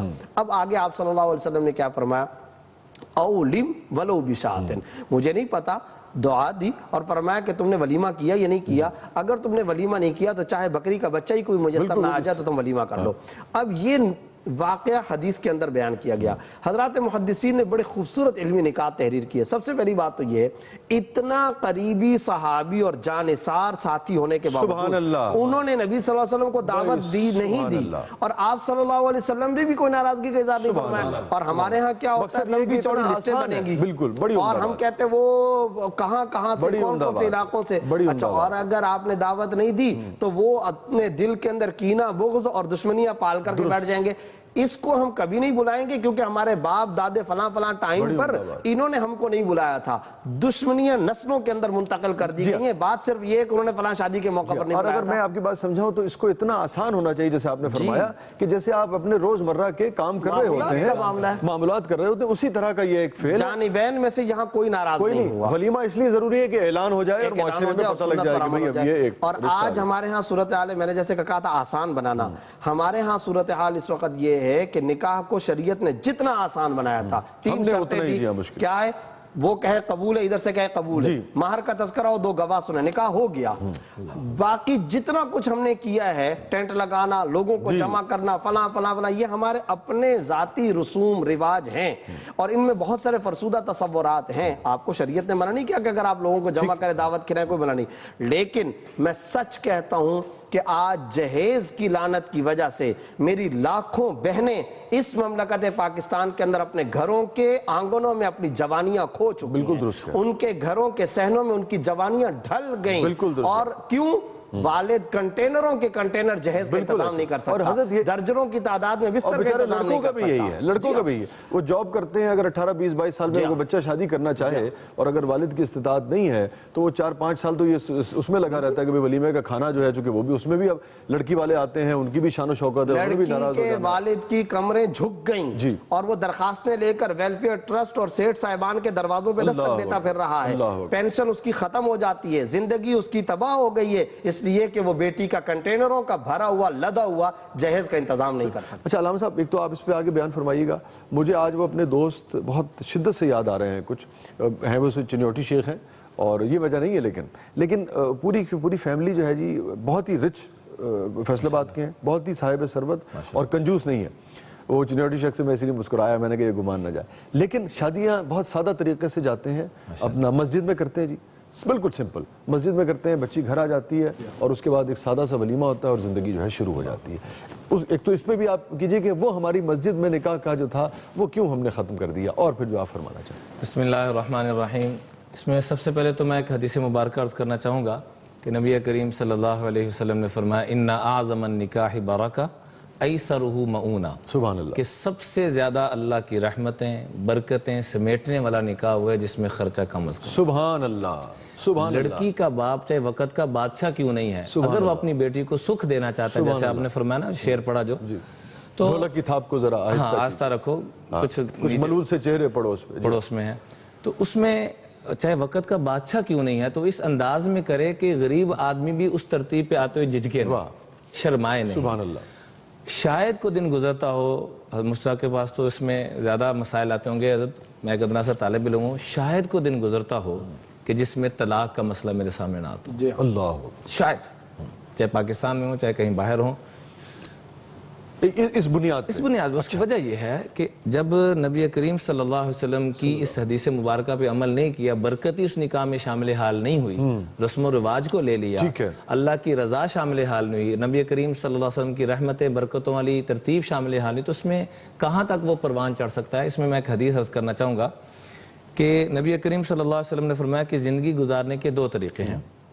ایک طریقہ یہ ہے کہ من اسخط اللہ فی رضا الناس, کہ لوگ راضی ہونے چاہیے, اللہ ناراض ہوتا ہے تو ہو جائے, اللہ کا رسول ناراض ہوتا ہے تو ہو جائے, ہمیں اس سے کوئی پرواہ نہیں. فرمایا ان کا نتیجہ کیا نکلے گا, سخط اللہ علیہ, سب سے بڑا نقصان تو یہ ہوگا کہ اللہ ان سے ناراض ہو جائے گا. دوسرا نقصان یہ ہوگا وَأَسْخَطَ عَلَيْهِ مَنْ أَرْضَاهُ فِي سَخَطِ اللَّهِ, جن لوگوں کو راضی کیا تھا اللہ کی قسم وہ بھی ناراض ہو جائیں گے. ممکن ہی نہیں ہے, ممکن نہیں, اور یہ ہو رہا ہے آج. ٹھیک بات. دوسرا طریقہ یہ ہے من ارض اللہ فی سخط الناس, لوگ ناراض ہوتے ہیں تو ہو جائیں, پوری دنیا ناراض ہوتی ہے تو ہو جائے. لا طاعت لمخلوق فی معصیت الخالق, رب کے مقابلے میں کوئی رسم و رواج, کوئی اطاعت اور فرمانبرداری کی گنجائش نہیں, ہم نے اللہ کو راضی کرنا ہے. تو آقا کریم علیہ السلام نے ضمانت اور گارنٹی دی, لہذا ہم اپنے ذہنوں سے یہ رسم و رواج اللہ کا واسطہ نکال دیں کہ لوگ کیا کہیں گے, لوگ کیسے ہوگا. حضور جب گارنٹی دے رہے ہیں, میں آپ کسی کی گارنٹی دے دیں تو لوگ بات مانتے ہیں, تو آقا کی بات نہ مانیں. سبحان اللہ, سبحان اللہ. کیا فرمایا کہ جو اللہ کو راضی کرنے والی ترتیب, رسم و رواج سے ہٹ کے زندگی گزارے, سادہ ترتیب پہ آ جائے, اس کو 2 بڑے بڑے انعام ملیں گے. سب سے پہلا اور سب سے بڑا انعام رضی اللہ عنہ, اللہ اسے راضی ہو جائے. دوسرا انعام وَأَرْضَاهُ مَنْ أَسْخَطَهُ فِي رِضَا، جن لوگوں کو ناراض کیا تھا اللہ ان کے دلوں میں کوٹ کوٹ کے محبتیں پیدا فرما دے گا۔ چونکہ ایک بڑا مسئلہ یہ ہے اس کے اندر، ایک مسئلہ یہ ہے کہ ہم نے دیکھا کہ کچھ لوگ اگر یہ چاہتے بھی ہیں، مثال طور پر بچی اگر بیاہی ہے انہوں نے، تو بعض اوقات اس خدشے کے تحت کہ بعض اوقات ان کو لڑکے والے مجبور کرتے ہیں بہت ساری چیزوں پہ، تو یہ بھی ایک اس کا اینگل ہے۔ تو اس میں یہ عرض کروں گا نبی کریم صلی اللہ علیہ وسلم پہ قربان جائیں کہ ہر چیز کے اصول بتا دی، اس لیے فرمایا کہ جب بھی رشتہ کرو دین کو ترجیح دینا۔ جب دین کو ترجیح دیں گے تو پھر آپ یہ مسئلہ پیدا ہی نہیں ہوگا۔ ناظرین گرامی کہیں نہیں جائیے گا، چھوٹے سے وقفے کے بعد واپس آتے ہیں۔ ایک پہلو اس کا اور بھی ہے، جب واپس آئیں گے تو پھر مفتی صاحب کی خدمت میں بھی وہ پیش کریں گے، اس سے چاہیں گے اس پہ روشنی ڈالیں علامہ صاحب کی بھی، کہ بعض اوقات لوگ یہ بھی کہتے ہیں کہ یہ ایک طرح سے جسے کہیے اب آج کا دور ملنے ملانے کا، پبلک ریلیشننگ کا دور ہے، تو چلیں ایک بہانہ یہ بھی مل جاتا ہے، اور اسی کا ایک روپ جو ہے وہ ہم دیکھتے ہیں رمضان کے دنوں میں بھی، کہ رمضان کے دنوں میں بھی ہم دوست احباب کے ساتھ جب افطاریاں کرتے ہیں تو جس کی جو استطاعت ہے 10-15 لوگوں کو بلانے سے لے کے 1500 لوگوں کو بلایا جاتا ہے، اور تو یہ بھی ایک رسم اور رواج کی شکل بنتی چلی گئی ہے۔ یہ کس حد تک درست ہے، اور پھر اس پہ ہزاروں سے لے کے کروڑوں روپیہ بعض اوقات بلا مبالغہ میں عرض کر رہا ہوں ناظرین گرامی، کروڑوں روپیہ جو ہے وہ پتہ نہیں بہا دیا جاتا ہے، لگا دیا جاتا ہے، کیا مناسب ہوگا اس وقت کہنا، لیکن بہرحال اس پر ہم بات کریں گے کہ یہ کس حد تک درست ہے اگر پی آر کے لیے ایک ایسا رسم و رواج بن جائے کہ جی افطاری کرنی ہے، اب اس میں غریب اور مساکین کہیں نہیں ہے، صرف تعلق دار ہیں۔ حضرت سے جانیں گے حضرت سے کہ یہ کس حد تک درست ہے اور کس حد تک مناسب ہے۔ آپ دیکھ رہے ہیں ایکسپریس نیوز کی خصوصی رمضان ٹرانسمیشن خیر رمضان۔ السلام علیکم ورحمۃ اللہ وبرکاتہ۔ السلام علیکم ورحمۃ اللہ وبرکاتہ۔ ناظرین گرامی پروگرام میں ایک دفعہ پھر حاضر خدمت ہے، آپ دیکھ رہے ہیں ایکسپریس نیوز کی خصوصی رمضان ٹرانسمیشن خیر رمضان۔ ایک دفعہ پھر خوش آمدید، ہمارے ساتھ موجود ہیں محترم مفتی محمد زبیر صاحب، محترم علامہ عمران بشیر صاحب، اور حضرت لاجی بات ہے کہ جہاں جیسے انسان ہے دو لوگ ملیں گے تو رسم اور رواج وہاں تخلیق ہونا شروع ہو جائے گا، تو مختلف اس کے اینگل ہیں، جو بڑے اہم نکات تھے ان پر آپ نے بھی روشنی فرمائی، حضرت نے بھی اس پہ روشنی ڈالی۔ ایک اور جیسے میں نے رمضان کے حوالے سے بریک پہ جانے سے پہلے کہا تھا، اس کو آپ کیسے دیکھتے ہیں؟ اب خاص طور پہ جب غربا اور مساکین نہیں ہیں اور صرف دوست احباب ہیں، اور کہنے والے کہتے ہیں کہ صاحب یہ ملنے کا ایک بہانہ بن جاتا ہے اور مل لیتے ہیں، اور پھر اس کو لوگ پی آر کے طور پہ بھی یوز کرتے ہیں، اس کو اپنے کنیکشنز بھی استعمال کرنے کے طور پہ بھی یوز کرتے ہیں، اور پھر اس کی ایک لازم بات ہے ان کا کہنا یہ ہوتا ہے کہ بھئی یہ ثواب ہے لوگوں کو روزہ جو ہے افطار کرانا۔ آپ کیسے دیکھتے ہیں اس کو؟ لیکن جہاں تک افطار پارٹیوں کا جو مروجہ کلچر ہے اس پر آنے سے پہلے میں ذرا نکاح سے متعلق ایک بات کرتا ہوں۔ حافظ ابن حجر رحمۃ اللہ علیہ نے فتح الباری کے اندر ایک بڑا خوبصورت جملہ لکھا ہے، فرمایا کہ نکاح ایک سنت ہے، اس ایک سنت سے اللہ 100 سنتوں اور 100 فرضوں کو زندہ فرماتا ہے۔ سبحان اللہ۔ یہ تو ہے خیر القرون کے نکاح کی تصویر کشی، اور آج کی تصویر کشی کیا ہے کہ یہ ایک سنت ہے مگر اس ایک سنت پر 1000 فرضوں کو قربان کیا جاتا ہے، بالکل درست کہہ رہے ہیں، 1000 فرضوں کو توڑا جاتا ہے اور ایک سنت کو ادا کیا جاتا ہے، اور وہ جو فرضوں کو قربان کیا جاتا ہے اس کی ایک لمبی فہرست ہے، کیا اسراف، کیا فضول خرچی اور کیا کیا۔ یہ تو ٹائم اخبار کے سروے ہیں کہ پاکستان کے جن علاقوں میں شادی حال ہیں انہی شادی حالوں کے بالکل قریب کے اندر جو مضافاتی آبادیاں ہوتی ہیں وہ نان شبینہ کے محتاج ہوتے ہیں، اور انہوں نے سروے کر کے یہ کہا ہے کہ اگر ان شادی حالوں کے کھانوں کو جمع کر کے قریبی مضافاتی بستی کے دیہاتیوں کو جا کر کے دے دیا جائے تو ان کو سارا سال کوئی کام کرنے کی ضرورت نہ پیش آئے، اور کھانا بھی وہ جو بچا ہوا ہے شادی حالوں کا، اور وہ ہم نہیں کرتے، جی ہاں وہ ہم نہیں کرتے، یہاں اپنے دکھاوے کے لیے۔ دوسری بات جو میں نے نکاح سے متعلق ایک اور بات عرض کی تھی کہ نکاح کو شریعت نے سستا، آسان اور عام کیا ہے۔ یاد رکھیے وسیع بھائی، جس سوسائٹی، سماج اور معاشرے میں نکاح عام ہوتا ہے وہاں پر بدکاری بہت مشکل ہو جاتی ہے، اور زنا اور بدکاری کے دروازے بند ہو جاتے ہیں۔ اسی لیے دیکھیں نا بچوں اور بچیوں کے حوالے سے بھی بڑے واضح احکامات ہیں کہ عفت کے، شرم و حیا کے، بلوغت آئے آپ جی فوری طور اور جس معاشرے میں نکاح کو مشکل بنایا جاتا ہے بدکاری کے دروازے چوپٹ کھل جاتے ہیں، یہ ہماری شامت اعمال ہے۔ مروجہ افطار پارٹیوں کے حوالے سے حال ہی کے اندر جدہ کے اندر سے ایک میرے پاس سوال آیا فتویٰ، میں اصل میں یہی کہنے جا رہا تھا کہ یہ ایک طرح سے فتویٰ بھی اس وقت آپ جو فرمائیں گے یہ ایک طرح سے فتویٰ بھی ہے۔ یہ ایک بڑا اہم سوال آیا کہ وہاں کئی سارے پاکستانی کمیونٹی کے لوگ رہتے ہیں. ان صاحب نے پوری صورتحال لکھی اور واقعی وہ تصویر کشی تھی ہماری سوسائٹی کی. انہوں نے کہا کہ ہمارے بہت سارے لوگ اکٹھے ہیں اور ان لوگوں کا معاملہ یہ ہے کہ آج آپ نے افطار پارٹی کرنی ہے, کل انہوں نے کرنی ہے, پرسوں. اور پھر انہوں نے بتایا کہ 50,000 ریال ایک پر ڈے پر خرچ ہو رہا ہے اور اتنے 100 ریال. اور انہوں نے کہا جتنے ہمارے کمیونٹی کے افراد ہیں اس میں 80% صرف ناک کٹنے کے شرم سے اور مروت اور لحاظ کی وجہ سے اس رسم و رواج کو رمضان کے اندر چلا رہے ہیں, جبکہ اس وقت امت مسلمہ کے لاکھوں بچے بلک بلک کر کے مر رہے ہیں, وہ نانے شبینہ کے محتاج ہیں, رات کو راشن نہیں ہوتا, بھوکے وہ سویا کرتے ہیں. اور ان افطار پارٹیز میں بھی, میں سب کو تو نہیں کہتا لیکن بہت ساری افطار پارٹیز میں بھی عمرہ اور جو لوگ آئے ہیں وہ تو اندر بیٹھے ہیں اور بیچارے جو ڈرائیور حضرات ہیں وہ باہر ہیں, کسی کو پوچھا کسی کو نہیں پوچھا. سر ایک صرف جملہ کہہ دیتا ہوں جانے سے پہلے, دنیا کے نقشے میں گلوبل نقشہ اگر آپ اٹھائیں, برونائی سے برما بہت زیادہ دور نہیں, اور وہ بھوک کی وجہ سے بلک کر کے مر رہے ہیں, اور یہاں عیاشی عیش عشرت قدے بنے ہوئے ہیں, جبکہ آپ صلی اللہ علیہ وسلم نے فرمایا لیس المؤمن الذی یشبع وجارہ جائع الی جنبہ,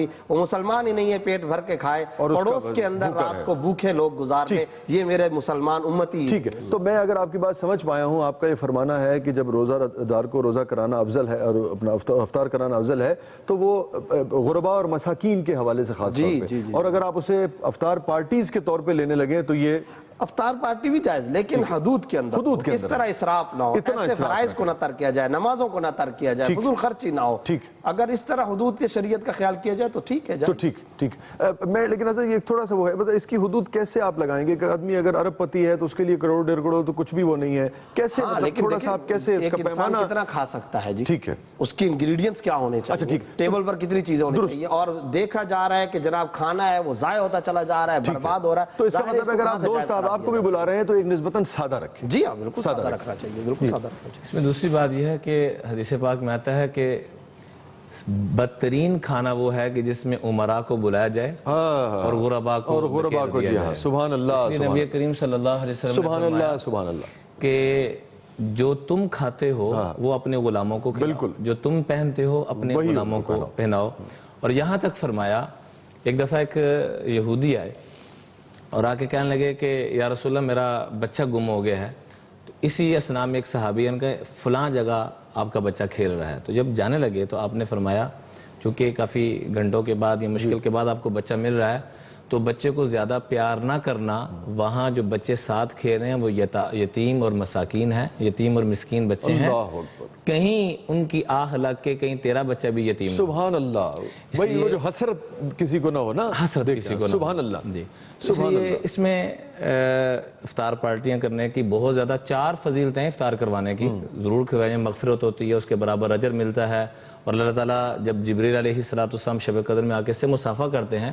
لیکن یہ ضرور نہیں کہ ہم سارا وہ مرغ مسلم اور ساری وہی ترتیب, بلکہ یہ کھجور کھلانے کے اوپر جو بنیادی بات میرے خیال میں ساری گفتگو سے ہمیں سمجھ میں آئی وہ یہ ہے آپ دونوں کی شخصیات کی گفتگو سے کہ کوئی بھی رسم ہو, کوئی بھی رواج ہو, چاہے وہ شادی بیاہ کا معاملہ ہو, چاہے گاؤں کی مضافات کی رہتل ہو, چاہے کاسموپولیٹن سٹیز کی جو نئے اپنا جو بھی مجبوریوں کی وجہ سے یا نئے جو تبدیلیاں آتی ہیں اس کی وجہ سے رسم و رواج نئے جنم لے رہے ہوں, اس میں یہ ہے کہ آسانی ہو, دین سے متصادم نہ ہو کسی بھی صورت میں. اور جیسے کہ افطار پارٹی کے حوالے سے کہ سادگی ہو, اگر کسی کو آپ کی افطار پارٹی کا جو جسے کہتے ہیں کہ کسی کو اگر افطار پارٹی میں جو کچھ آپ نے پیش کیا اس کی کثرت دیکھ کے اگر وہ حسرت میں مبتلا ہو جائے تو اس کو پھر آپ کو خود سوچنا چاہیے. اسراف اور فضول خرچی نہ ہو اور غرباء کا خیال رکھیں. اسراف اور فضول خرچی نہ ہو اور غرباء کا خیال رکھیں, اور اس کی جسے کہتے ہیں کہ سیلف ریسپیکٹ کا بھی, عزت نفس کا بھی خیال, اس کو یہ محسوس نہ ہو کہ میں تو باہر نکال دیا گیا ہوں اور یہ اندر کیا کچھ ہو رہا ہے. جناب ناظرین گرامی کہیں نہیں جائیے گا, چھوٹے سے وقفے کے بعد واپس آتے ہیں.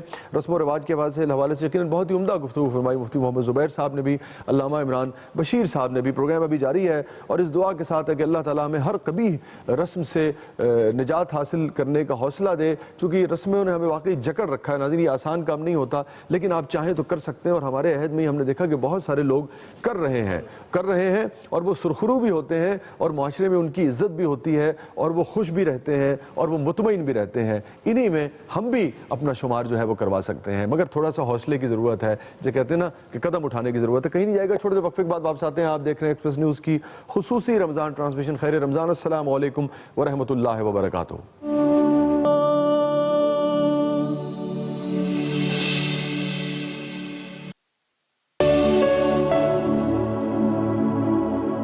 جب مدحت کی بات آتی ہے، سرکار دو عالم صلی اللہ علیہ وسلم کے سراپا کی بات آتی ہے، جب سیرت کی بات آتی ہے، تو پھر یہی مصرع زبان پہ آتا ہے کہ حق تو یہ ہے کہ حق ادا نہ ہوا، کرے تو کیا کرے یار۔ غالب سے کسی نے کہا کہ ساری زندگی غزیات میں ڈال دی، کبھی نعت بھی لکھ، ہر وقت معشوق کے ذکر، ہر وقت محبوب کے گیت، ارے کبھی حضور کی نعت بھی لکھ۔ تو غالب نے ایک کلام کہا، اس کا مقطع اتنا شاندار تھا کہ علماء فرماتے ہیں کہ اگر غالب کی بخشش ہوئی تو اس شعر پہ ہوگی۔ وہ شعر تھا کہ غالب ثناء خواجہ بجزنا گذاشتے، سبحان اللہ، کہاں ذات پاک مرتبہ دان محمد است، واہ واہ۔ ہم زبان دی ہے، زبان دی ہے تو حرف ثنا بھی دے یا رب، زبان دی ہے تو حرف ثنا بھی دے یا رب، جمال اسم محمد صلی اللہ علیہ وآلہ وسلم، جمال اسم محمد دکھا بھی دے یا رب۔ اور پھر ایسے موقع پہ وہ شعر کیوں نہ یاد آئے کہ خدا کا ذکر کرے ذکر مصطفیٰ نہ کرے، خدا کا ذکر کرے ذکر مصطفیٰ نہ کرے، ہمارے منہ میں ہو ایسی زبان خدا نہ کرے۔ اور ناظرین، آج پھر وعدے کے مطابق ہمیں وقت دیا ہے ہمارے بہت ہی پیارے اور محترم دوست اور آپ سب کے محبوب نعت خواں الحاج محمد اویس رضا قادری بھائی نے، اور مرحبا اور بہت بہت شکریہ۔ اور اس وعدے کے ساتھ ناظرین گرامی کہ آج پھر وعدہ لوں گا اگلی مرتبہ آنے کا۔ جزاک اللہ، تشریف رکھیے۔ خدا کا ذکر کرے ذکر مصطفیٰ نہ کرے، ہمارے منہ میں ہو ایسی زبان خدا نہ کرے۔ بہت اچھا کلام ہے، ادیب رائے پوری صاحب کا لکھا ہوا، جناب اور کمال کے شاعر تھے ادیب رائے پوری صاحب، اور اس کلام کے مقطع میں بڑی اچھی بات کی ہے۔ اور آپ خود شاعر ہیں تو شاید یہ آپ کے لیے بھی ہو، اگر اجازت ہو تو پڑھ لیں۔ شاید خدا کا ذکر کرے ذکر مصطفیٰ نہ کرے، خدا کا ذکر کرے ذکر مصطفیٰ نہ کرے، ہمارے منہ میں ہو ایسی زبان خدا نہ کرے،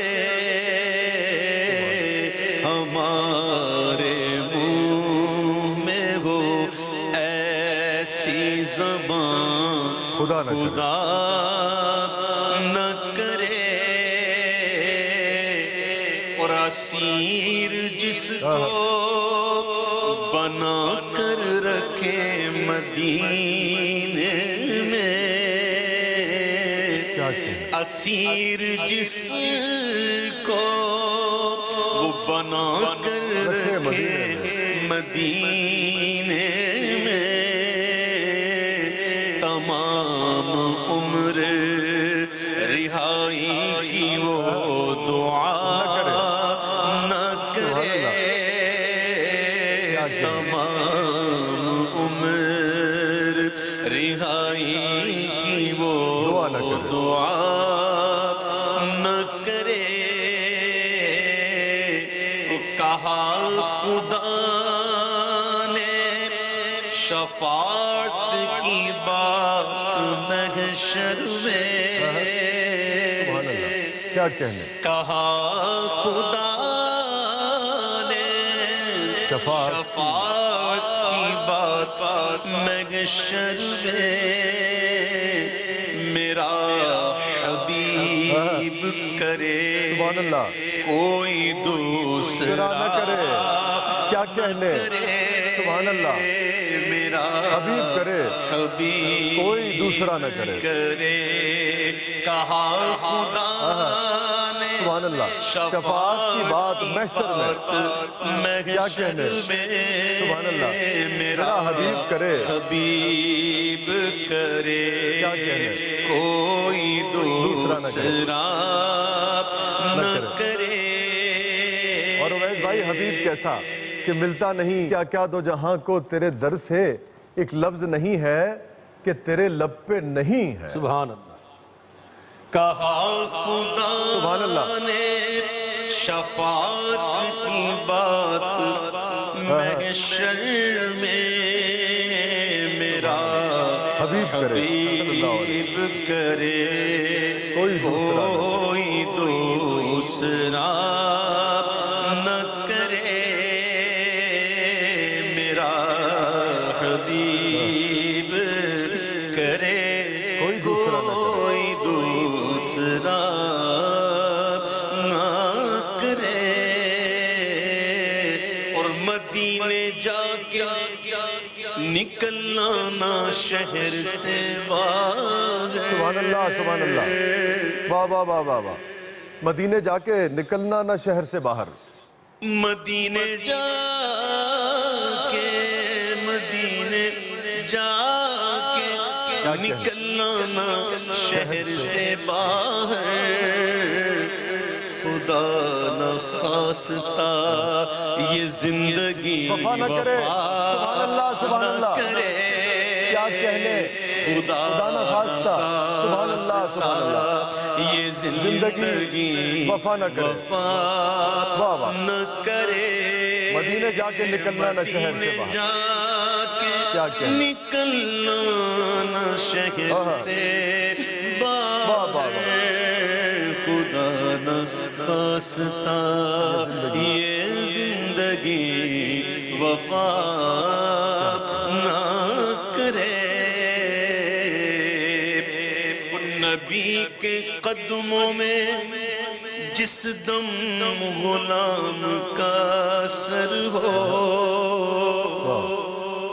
نبی کے قدموں میں جس دم غلام کا سر ہو قضا سے کہہ دو کہ ایک لمحہ بھی قضا نہ کرے سبحان اللہ سبحان اللہ قضا سے کہہ دو کہ ایک لمحہ بھی قضا نہ ایک کرے لمحہ بھی قضا نہ کرے اور چاہیے کیا سبحان اللہ شعور نعت بھی ہو اور زبان بھی ہو ادیب سبحان اللہ سبحان اللہ شعور نعت بھی ہو اور زبان بھی اور زبان بھی ہو ادیب وہ آدمی نہیں جو ان کا حق ادا نہ کرے وہ آدمی نہیں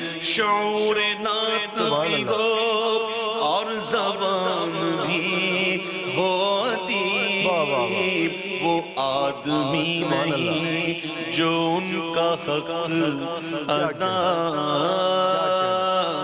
نہ کرے کیا کہنے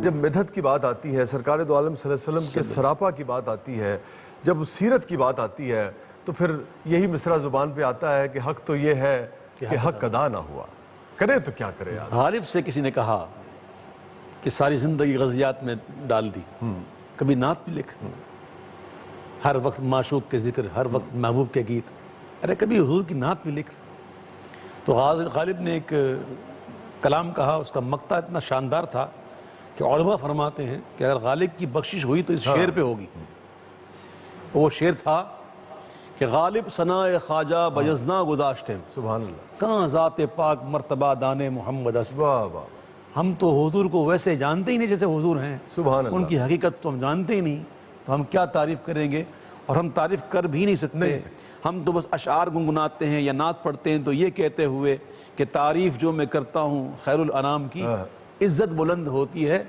میرے کلام سبحان اللہ اچھا یہ فرمائیے اب غالب کا جو کہ ذکر ہوا اور جو بھی کریٹو لوگ ہوتے ہیں جن کو اللہ تعالیٰ نے تخلیق کرنے کی صلاحیت سے مالا مال کیا ہوتا ہے یا نوازا ہوتا ہے تو یہ جو طرز ہے اب ایک خاص وقار لی ہوتی ہیں ایک خاص ایسی طرزیں ہوتی ہیں آپ کی جو جسے کہتے ہیں نا کہ وہ ہر کوئی کہہ نہیں سکتا ہے لیکن جیسے کہ گویا میں نے یہ جانا کہ گویا یہ بھی میرے دل میں تھا تو اس کے بارے میں بھی کچھ بتائیے، کن اوقات میں اترتی ہیں، کیسے بناتے ہیں، یہ بھی تھوڑا سا شیئر کیجئے لوگوں کے ساتھ۔ اصل میں کچھ طرزیں ایسی جو میں نے پڑھی ابھی، تو یہ تو ایک بڑے مشہور ناخوان کی پڑھی ہوئی طرز ہے، کچھ تو روایتی جو چلی آ رہی ہیں، لیکن الحمدللہ میرے اکاؤنٹ میں الحمدللہ ماشاءاللہ سینکڑوں طرزیں، ماشاءاللہ، ٹھیک ہے۔ تو یہ بھی ہوتا ہے کہ پھر دیکھیے ایک اور جو آپ کو اللہ تعالیٰ نے خاص ایک مقام عطا کیا، اور خاص جو ایک میں سمجھتا ہوں نعمت ہے، آپ بھی یقیناً اسے نعمت ہی سمجھتے ہوں گے، کہ اب اس ایک نیا رنگ جو ہے، ایک نیا اینگل جو ہے، ایک نیا باب جو ہے، ایک نیا در جو ہے، وہ بھی آپ نے واقع کیا کہ مدح سرائی جو ہے، ذرا یہ بھی دیکھیے جناب، اب اویس قادری جو لے کے آیا ہے، یہ غلام جو لے کے آیا ہے، ذرا یہ بھی دیکھیے۔ اچھا، بہت شکریہ آپ کا۔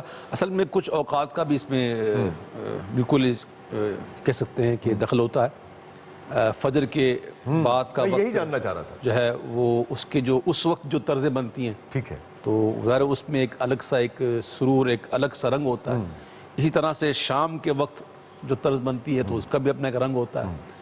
تو کبھی انسان خوشی میں ہوتا ہے تو اس خوشی کے بھی اثرات طرز میں شامل ہو جاتے ہیں، کبھی انسان سخت غمگین ہوتا ہے تو اس وقت میں جو طرزیں بنتی ہیں تو وہ بھی جس کلام پر فٹ ہوتی ہیں۔ اب مثلا میں آپ کو یہ بات میں اکثر چیلنج پر کر چکا ہوں، ایک کلام ہو جس کا موضوع ہو مدینہ منورہ سے جدائی، جس سے بڑا ہی مشہور کلام ہے علامہ جامی کا، بڑا ہی تنم فرسودہ جہاں پارا ہجراں یا رسول اللہ، بڑا مشہور ہے۔ اس کے اندر ایک طلب ہے، ایک جدائی ہے، فرقت کی بات ہے، جہاں پارا، ٹھیک ہے۔ اب اس کلام کو بندہ اگر اس طرز میں پڑھنا شروع کرے، تنم فرسودہ جہاں پارا ہجراں یا رسول اللہ، تو آپ نے طرز کلام کو آپ نے کل کر دیا۔ بالکل دونوں چیزیں الگ الگ ہو جائیں گی۔ اگر اسی کلام کو اگر آپ تنم فرسودہ جا پارا ہجراں یا رسول اللہ، یا رسول اللہ، کیا کہنا، کلام طرز کی خود اس کے ساتھ آتی، اچھی آواز، اچھا کلام، اچھی طرز، یہ سب ملتے ہیں تب جا کے بات، اور پھر عشق رسول، وہ تو لازمی ہے، اس کے بغیر تو ممکن ہی اس کے بغیر ممکن ہی نہیں، اس کے بغیر ممکن ہی نہیں۔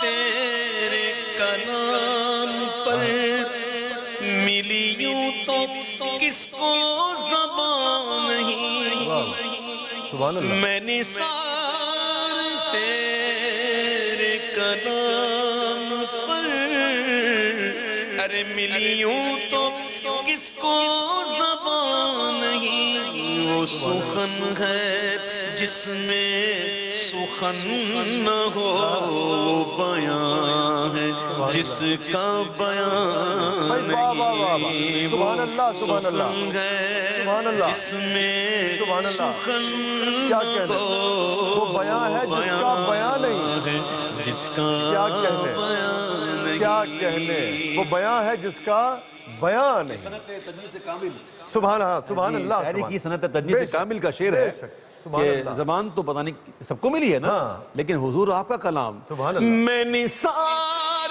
تیرے کلام پر ملی یوں تو کس کو زبان نہیں، پر وہ سخن ہے جس میں سخن نہ ہو، وہ بیان ہے جس کا بیان نہیں۔ جانتے ہیں کہ اہل عرب کو اپنی زبان پر بڑا ناز تھا، اور عربی فصاحت بلاغت اپنے عروج پر تھی، اور ایک زمانے میں کل اثاثہ ان کا شاعری ہی بڑا مطلب گنمان تھا، اور جس سبا کو معلقات جو تھے خاص طور پہ، جس کو عربی نہ آتی تھی لوگ کہتے ہیں یہ عجمی ہے، ایسے ہی، عجمی کا معنی ہوتا ہے گونگا، جی ہاں ایسے ہی، جی بالکل ایسے، اب باقاعدہ وہ تفریق کرتے تھے عرب اور عجم، گونگا کہتے تھے، گونگا۔ اب اس کو سمجھیے گا کیا کمال کا شعر لکھا ہے کہ تیرے آگے یوں ہے دبے لچے فصحا عرب کے بڑے بڑے، تیرے آگے یوں ہے دبے لچے فصحا عرب کے بڑے بڑے،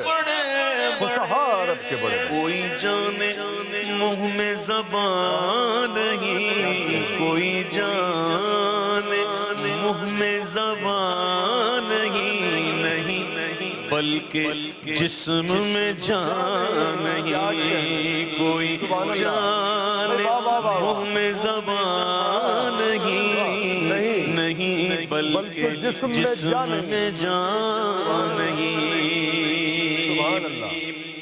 اس سارے عرش پر ہے تیری گزر، کیا کہنے، سرے عرش پر ہے تیری گزر، سرے عرش پر ہے تیری گزر، دل فرش پر ہے تیری نظر، دل فرش کا جواب نہیں، سبحان اللہ سبحان اللہ، سرے عرش پر ہے تیری گزر، دل فرش پر ہے تیری نظر، ملکوت و ملک میں کوئی شے، ملکوت و ملک میں کوئی شے نہیں وہ جو تجھ پہ عیاں نہیں، ملکوت و ملک میں کوئی شے نہیں وہ جو تجھ پہ عیاں نہیں۔ ارے حضور جب ہر شے بنائی ان کے لیے گئی ہے تو عیاں کیسے نہیں ہوگی؟ اور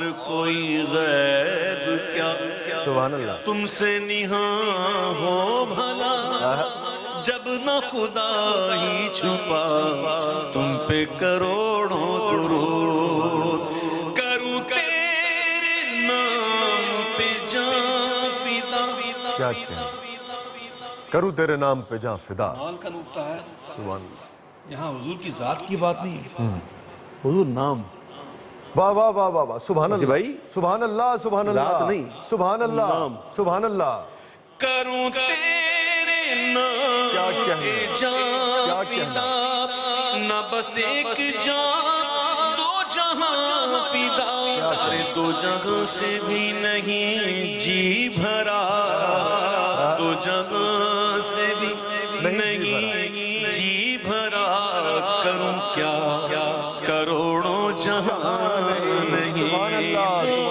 جگہ سے بھی نہیں جی بھرا، کروں کیا کروڑوں جگہ نہیں، وہ کمال حسن حضور ہے کہ گمان نقص جگہ نہیں۔ کیا کہنے، اس کلام کا جو مقطع ہے،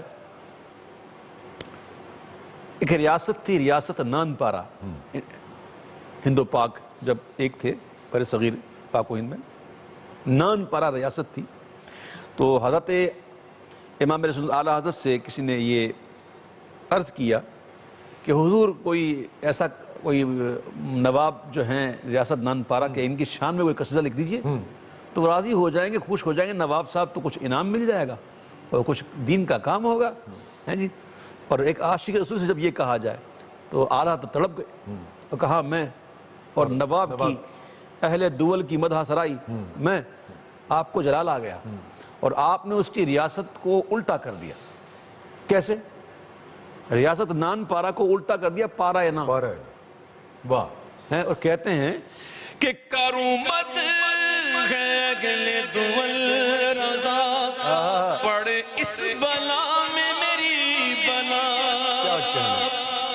یہ ہوتے سچے غلام، سبحان اللہ، کروں مت ہے اگلے دول رضا، پڑے اس بلا میں میری بلا، میں گدا ہوں اپنے کریم کا، میں گدا اپنے کریم کا، میرا دین پارنا نہیں، میں گدا اپنے کریم کا، میں گدا ہوں اپنے کریم کا، میرا دین پارنا۔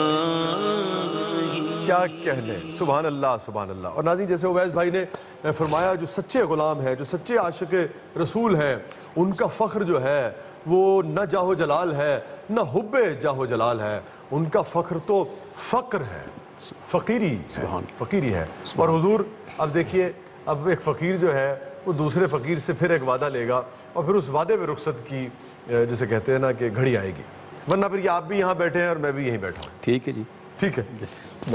تو انشاءاللہ تعالیٰ کچھ دنوں کے بعد دوبارہ آپ نے ہمیں وقت دینا ہے. بہت شکریہ. بہت بہت شکریہ. جزاک اللہ. بہت بہت شکریہ. ناظرین کہیں نہیں جائیے گا، چھوٹے سے وقفے کے بعد واپس آتے ہیں. آپ دیکھ رہے ہیں ایکسپریس نیوز کی خصوصی رمضان ٹرانسمیشن خیر رمضان. السلام علیکم ورحمۃ اللہ وبرکاتہ.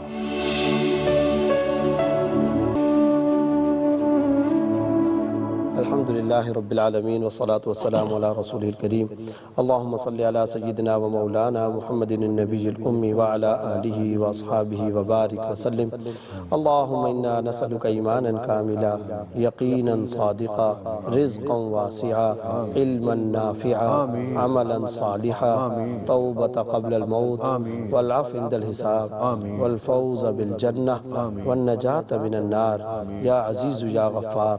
اللهم إنك عفو كريم تحب العفو فاعف عنا يا غفور، فاعف عنا يا كريم، فاعف عنا يا أرحم الراحمين. اللهم اجعلنا نخشاك كأننا نراك أبدا حتى نلقاك، وأسعدنا بتقواك، وأسعدنا بتقواك، وأسعدنا بتقواك، ولا تشقنا بمعصيتك. يا حي يا قيوم برحمتك نستغيث، أصلح لنا شأننا كله ولا تكلنا إلى أنفسنا طرفة عين. اللهم إنا نسألك من خير ما سألك منه عبدك ونبيك محمد صلى الله عليه وسلم. اللهم إنا نعوذ بك من شر ما استعاذك منه عبدك ونبيك محمد صلى الله عليه وسلم. سبحان ربك رب العزة عما يصفون، وسلام على المرسلين، والحمد لله رب العالمين.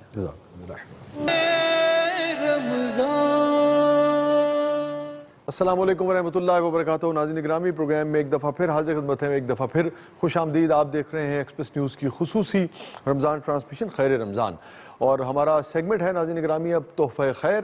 اور آپ جانتے ہیں اس میں ہمارے ساتھ موجود ہوتے ہیں، تشریف فرما ہوتے ہیں ڈاکٹر سید محمد اشرف جیلانی صاحب. خوش آمدید جیلانی صاحب، آپ کی تشریف آوری کا بہت بہت شکریہ.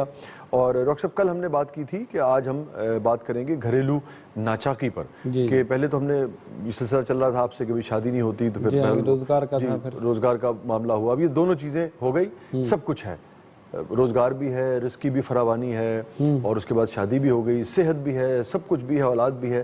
مگر گھریلو ناچاکی ہے، وہ سکون نہیں ہے کہ انسان اپنے کاروبار سے یا اپنی دکان سے یا اپنے آفس سے تمام کام دیانتداری سے مکمل کر کے بے چین ہو کہ میں گھر جاؤں اور ایک جنت کا ایک سمجھیے کہ نمونہ جو ہے وہ میرا انتظار کر رہا ہے. اسی طریقے سے بیوی بھی پریشان ہے کہ وہ آ جائے گا تو بھئی ایک ناچاکی ہوگی، تناؤ ہوگا. ہاں وہ غصہ. اس سے کیسے؟ بسم اللہ الرحمن الرحیم. ایک تو اس کے اسباب کیا ہوتے ہیں، میں چاہوں گا یہاں سے شروع کیجیے آپ. ہاں یہ بھی بہت اچھا سوال ہے کہ پہلے ہم اس کے اسباب پہ غور کر لیں تاکہ پھر اس کا حل پیش کیا جائے. اس کے اسباب کیا ہے کہ دیکھیے دونوں ایک دوسرے کے مزاج کو سمجھیں. ایک پہلی چیز تو یہ، یعنی میاں صاحب بھی یہ نہ کریں کہ گھر میں داخل ہوتے ہی غصہ کرنا شروع کر دیں، اور جو بیگم صاحب ہیں وہ بھی یہ نہ کریں کہ جو جس کام کا وہ حکم دیں اس کو ٹال دیں یا اس کی لاپرواہی کریں، یا یہ کہ ان سے کسی معاملے میں بحث مباحثہ کریں. اس میں کیا ہوتا ہے کہ اگر ایک کول مائنڈ ہو جائے تو دوسرا خود بخود ٹھیک ہو جائے گا. اور اگر دونوں طرف سے جو ہے وہ ڈیبیٹ ہوگا تو پھر تو ظاہر ہے اس میں خرابی ہوگی. تو پہلی چیز تو یہ کہ دونوں ایک دوسرے کے مزاج کو سمجھیں. اچھا دونوں جو تقاضا کرتے ہیں ایک دوسرے سے وہ دونوں اس کو پورا کرنے کی کوشش. بیوی نے بھی اگر کوئی بات کی ہے اور مرد کی ذمہ داری تھی یا اس نے طے کیا کہ بھئی میں کام کروں گا، اس کو چاہیے کہ وہ پورا اس کی دلجوئی کرے. اچھا بیوی بھی یہ سوچے کہ یہ سارے دن سے تھکا آ رہا ہے، جب یہ آ رہا ہے تو منہ بنا کر نہ بیٹھے. اب وہ بیٹھے گا تو ظاہر ایکشن کا ریئیکشن ہوگا، اس کو بھی غصہ آئے گا کہ میں سارا دن محنت کر کے جب میں گھر پہنچا ہوں تو مجھے کوئی ویلکم کرنے والا بھی نہیں کہ جو مجھے خوش اسلوبی سے مسکراہٹ سے مجھے وہ کرے. تو یہ چیز ہے. اچھا ہمارے سامنے نبی پاک علیہ السلام کی مثال بہترین مثال، یعنی آپ یہ سمجھیں روایت میں آتا ہے کہ ام المومنین سیدہ عائشہ صدیقہ رضی اللہ تعالیٰ عنہ پانی پی رہی، سرکار دو عالم علیہ السلام گھر میں داخل ہوئے، فرمایا عائشہ کچھ بچا کے مجھے بھی دے. اور پھر اسی جگہ پر پیالے پہ ہونٹ رکھ کے پوچھا کہ منہ کدھر لگایا تھا، اور وہیں سرکار نے اپنے ہونٹ مبارک لگا کر. یعنی جب اتنی محبت ہوگی تو گھر جنت میں بنے گا تو کیا ہوگا. تو ہمارے لیے بہترین مثال تو آقا دو جہاں صلی اللہ علیہ وسلم کی. تو ہماری کیفیت تو یہ کہ ہم گھر میں گھستے ہی غصہ شروع کر دیتے ہیں، باتیں سنانا شروع کرتے ہیں، اور آگے سے بھی پھر ایسے ہی جواب ملتا ہے. تو اس وجہ سے جو گھر جو ہے وہ جہنم بن جاتا ہے. اچھا پھر ان دونوں کی لڑائی کا اولاد پہ غلط اثر پڑتا ہے. یہ ہم نہیں سوچتے کہ ہم آپس میں جو لڑ رہے ہیں، ڈیبیٹ کر رہے ہیں، بحث مباحثہ کر رہے ہیں، جو اولاد سن رہی ہے، کیا چھوٹے ہی بچے ہوں لیکن ان پہ اثر پڑے گا. وہ الفاظ بھی ان کے میموری میں جا رہے ہیں، وہ جسچر غصہ وہ بھی نقش ہو رہا ہے، اور وہی ان کے رویے میں وہی ان کے رویے. تو سب سے پہلی چیز کیا ہے کہ ہم جیسے قرآن نے کہا نا، ہن لباس لکم وانتم لباس لہن، میاں اور بیوی ایک دوسرے کا لباس ہیں. تو ہم ایک دوسرے سے محبت کریں، مودت اختیار کریں، ایک دوسرے کے تقاضوں کو سمجھیں، ان کی عادات و اطوار کو سمجھیں، اور مصلحت سے کام لیتے ہوئے پھر ہم کام کریں. تو اس میں گھر جنت بن جائے. اس کے جو حقوق ہیں آپ پورے کریں اور آپ کے جو حقوق ہیں وہ پورے کریں. ٹھیک ہے. اچھا، ایک بڑا مسئلہ حضرت یہ ہوا ہے، پھر ہم آئیں گے کہ یہ سب کچھ کرنے کے باوجود بھی اگر ناچاقی ہے تو کس طریقے سے دعاؤں کے ذریعے اور وظائف کے ذریعے اس میں مدد حاصل ہو سکتی ہے کہ محبت میں بدل جائے. ایک بڑا مسئلہ یہ ہوا ہے کہ مرد بھی اب دیکھتا ہے کہ وہ یوں کر کے ادا سے آئی لڑکی اور اس نے جناب چائے پیش کی ٹیلی ویژن میں، وہ یوں کر کے آئی گھومتی ہوئی اور اس نے جناب بال لہرائے اور اس کے بعد بسکٹ پیش کر دیے. ادھر سے خاتون دیکھتی ہے کہ صاحب وہ ایک ایسا آدمی جو ہرکلس کی جسے آپ کہیے کہ جسامت اور حسن اور سارے جو معیارات ہیں اس پہ جناب، اب وہ عام آدمی تو عام آدمی ہوتا ہے، روزی روٹی کے اس میں لازم بات ہے کہ وہ اس طریقے سے وہ حسین بھی نہیں ہوتا، نہ اس طریقے سے لائٹیں ماری ہوتی ہیں کہ آپ کو ویسا نظر آئے. اس طریقے سے عام عورت، گھر کی عورت جو ہے وہ بھی بہرحال ایک سادہ عورت ہوتی ہے. تو وہ جب ٹیلی ویژن آپ کو دیکھتا ہے، وہ گلیمرائز کر کے دکھاتا ہے، وہ کہیں ہم اپنے گھروں میں بھی دیکھنا چاہ رہے ہوتے ہیں، مرد بھی اور عورت بھی. اس سے کس طریقے سے چھٹکارا حاصل کیا جائے؟ اس میں سب سے پہلے تو یہ سوچنا چاہیے کہ جو آپ دیکھ رہے ہیں وہ حقیقت نہیں. ٹھیک ہے نا. اور جو حقیقت نہیں ہے اس کو حقیقت کا روپ آپ دھار نہیں سکتے، یہ ناممکن ہے. تو اس لیے سب سے پہلے مرد اور عورت کو یہ سمجھ لینا چاہیے کہ وہ ایک ڈرامہ ہے، یا یہ ایک ڈرامہ کہیں، یہ جو بھی کہیں، حقیقت سے اس کا کوئی تعلق نہیں. حقیقت جو ہے اس کو آپ سمجھیں، اور آپ دونوں جیسے ایک عملی زندگی میں ہیں، ایک دوسرے کے عادات و اطوار اور ایک یعنی حقوق کو اگر دونوں ایک دوسرے کے حقوق کو سمجھ لیں تو مسئلہ حل ہو جائے. مطلب میں نے جیسے آپ فرما رہے ہیں، اس معاملے میں میں نے باقاعدہ گھروں میں لڑائیاں ہوتے دیکھی ہیں کہ مرد سے اس لیے بیوی لڑتی ہے کہ جی ہر وقت فلانا یہ آرٹسٹ کا یا ٹی وی کے اس کا ذکر کرتا رہتا ہے اور فلانا اس کا، اور عورت جو ہے وہ ہر وقت ذکر کرتی رہے گی اگر کسی اداکار کا یا کسی بھی ایسے اس کا جو ہے، تو وہ اس سے بھی بڑی رنجش جو ہے وہ پیدا ہوتی ہے. یہ آپ نے بہت صحیح پوائنٹ اٹھایا. یہ بھی ایک چیز ہے، اس میں بھی ہمیں خیال کرنا چاہیے، یعنی اس کے سامنے کسی غیر مرد کی تعریف نہ ہو اور یہ اس کے شوہر کے سامنے کسی غیر عورت کی تعریف نہ کرے. یہ بھی لڑائی کی ایک مین وجہ ہوتی ہے. یعنی ذہن خراب ہوتے ہیں ایک دوسرے کے، اور وہ سوچتا ہے کہ شاید یہ میرے علاوہ کسی اور کو. اچھا، جو شکی مزاج ہوتے ہیں وہ پھر زندگی اجیرن ہو جاتی ہے. وہ یعنی کچھ بھی نہیں ہے لیکن شک نے زندگی کو تباہ کر دیا، اور پھر بڑھتے بڑھتے وہ طلاق تک نوبت پہنچ جاتی ہے. بالکل درست کہا. تو اس میں سب سے پہلے یہ کہ ایک دوسرے پر بلینک فیتھ ہونا چاہیے، اعتماد کی. یہ تو ہے نا زندگی. کسی کے ہنر کے لیے تو یعنی کہ آپ کو تعریف کر سکتے ہیں کہ بھئی کوئی آدمی بہت اچھا کام کرتا ہے، لیکن اگر آپ اس کو وتیرہ بنا لیں گے صبح شام تو یعنی ایک دوسرے کی چڑ ہو جاتی ہے، چڑ ہو جاتی ہے کہ یہ بار بار اسی کا تذکرہ کر رہے ہیں. کبھی آپ اس کی بھی بیوی کی بھی تعریف کرتے ہیں تو اس میں کیا ہے کہ اس کا ایک دل بڑھ جائے گا اور اس کے دل میں ایک محبت پیدا ہوگی. اور سب سے بڑی یہ کہ نبی پاک علیہ السلام کو آئیڈیل بنا لیں.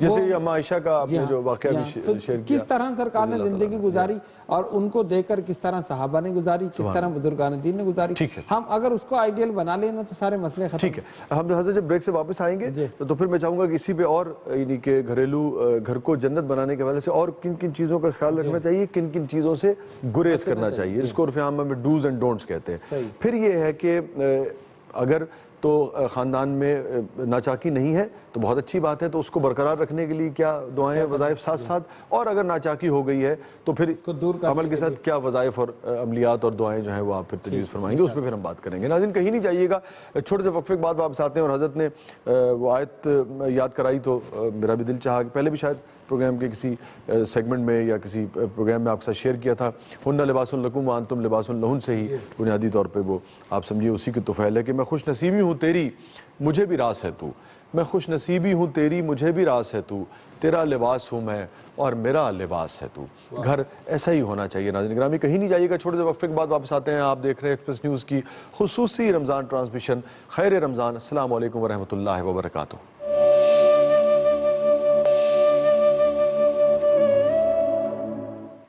अस्सलाम वालेकुम रहमतुल्लाहि व बरकातहू। नाज़रीन ग्रामी, प्रोग्राम में एक दफ़ा फिर हाजिर खिदमत हैं। आप देख रहे हैं एक्सप्रेस न्यूज़ की खुसूसी रमज़ान ट्रांसमिशन खैर रमज़ान। हमारा सेगमेंट है तोहफ़े खैर, और आप जानते हैं कि इसमें हमारे साथ मौजूद होते हैं मोहतरम डॉक्टर सैयद मोहम्मद अशरफ जिलानी साहब।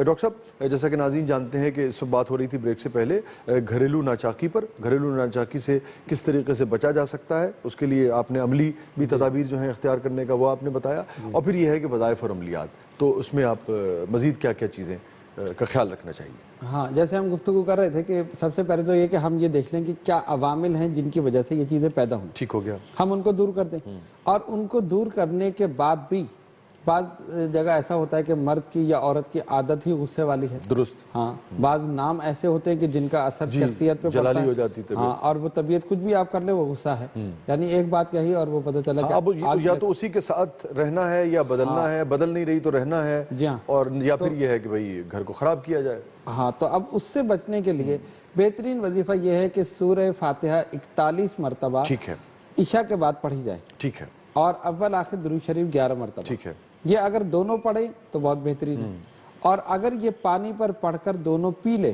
तो इससे क्या होगा कि वो गुस्से की कैफियत खत्म हो जाएगी और आपस में मोहब्बत पैदा होगी। ठीक है। अच्छा, यही चीज़ जो है ये किसी मीठी चीज़ पर, जैसे चीनी पर या कोई भी मीठी चीज़ है उसमें पढ़कर दम की जा सकती है, और वो दोनों इस्तेमाल करेंगे तो उससे भी ये गुस्से की कैफियत और ये जो डिबेट की कैफियत होती है ना, ये दूर हो जाती है। ठीक है। उससे क्या होता है, तबीयत में सुकून पैदा होता है। दुरुस्त कह रहे हैं जी हाँ। आप। ठीक है। आपने फरमाया कि ये खुद पढ़ेगा, यानी कि जो भी मुतल्लिका शख्स है, या मियाँ बीवी के लिए भी पढ़ के उसको इसमें दो सूरतें हैं, दे, या मर्द भी ऐसा कर ले तो इसमें दो सूरतें हैं। बाज़ जगह तो ऐसा होता है कि लोग बहुत से हमारे पास आते हैं कि वो खुद अपनी कैफियत को समझते हैं और खुद आके बताते हैं कि जी हमसे गुस्से पर काबू नहीं होता। अच्छा। तो हम उनको भी बता देते कि आप, जी हाँ ऐसे भी हैं, तो हम उनको बता देते कि आप पढ़ें।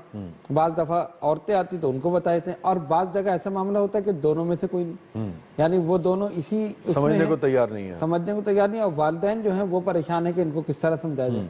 तो उसमें अगर ये सूरत है कि ये लोग खुद पढ़ सकते हैं तो ये तो फिर वेल एंड गुड है, ये लोग खुद पढ़ें और खुद ही पानी पे दम करके भी पिएं और चीनी पर भी दम करके चाय में किसी भी चीज़ में ये इस्तेमाल कर सकते हैं। ठीक है। और दूसरी सूरत ये है कि अगर ये ना कर सके तो कोई भी इनके वालिदैन में से, भाइयों में से, बहनों में से कोई भी 41 मरतबा ये पढ़ के पानी पे दम करके उनको पिला दें, तो उससे भी कैफियत दूर हो जाएगी। ठीक है। अच्छा, अब ये फरमाइए कि अब घरेलू नाचाकी में बाज़-औक़ात जो इर्द गिर्द के लोग होते हैं, और हमने देखा है कि बाज़-औक़ात मियाँ बीवी समझते हैं, खासतौर पे औरतें समझती हैं कि इनका किरदार है, और बाज़-औक़ात होता भी है कि भाई वो कान भर दिए, बहन ने भाई के हवाले से कुछ कह दिया या वालदा ने कुछ कह दिया।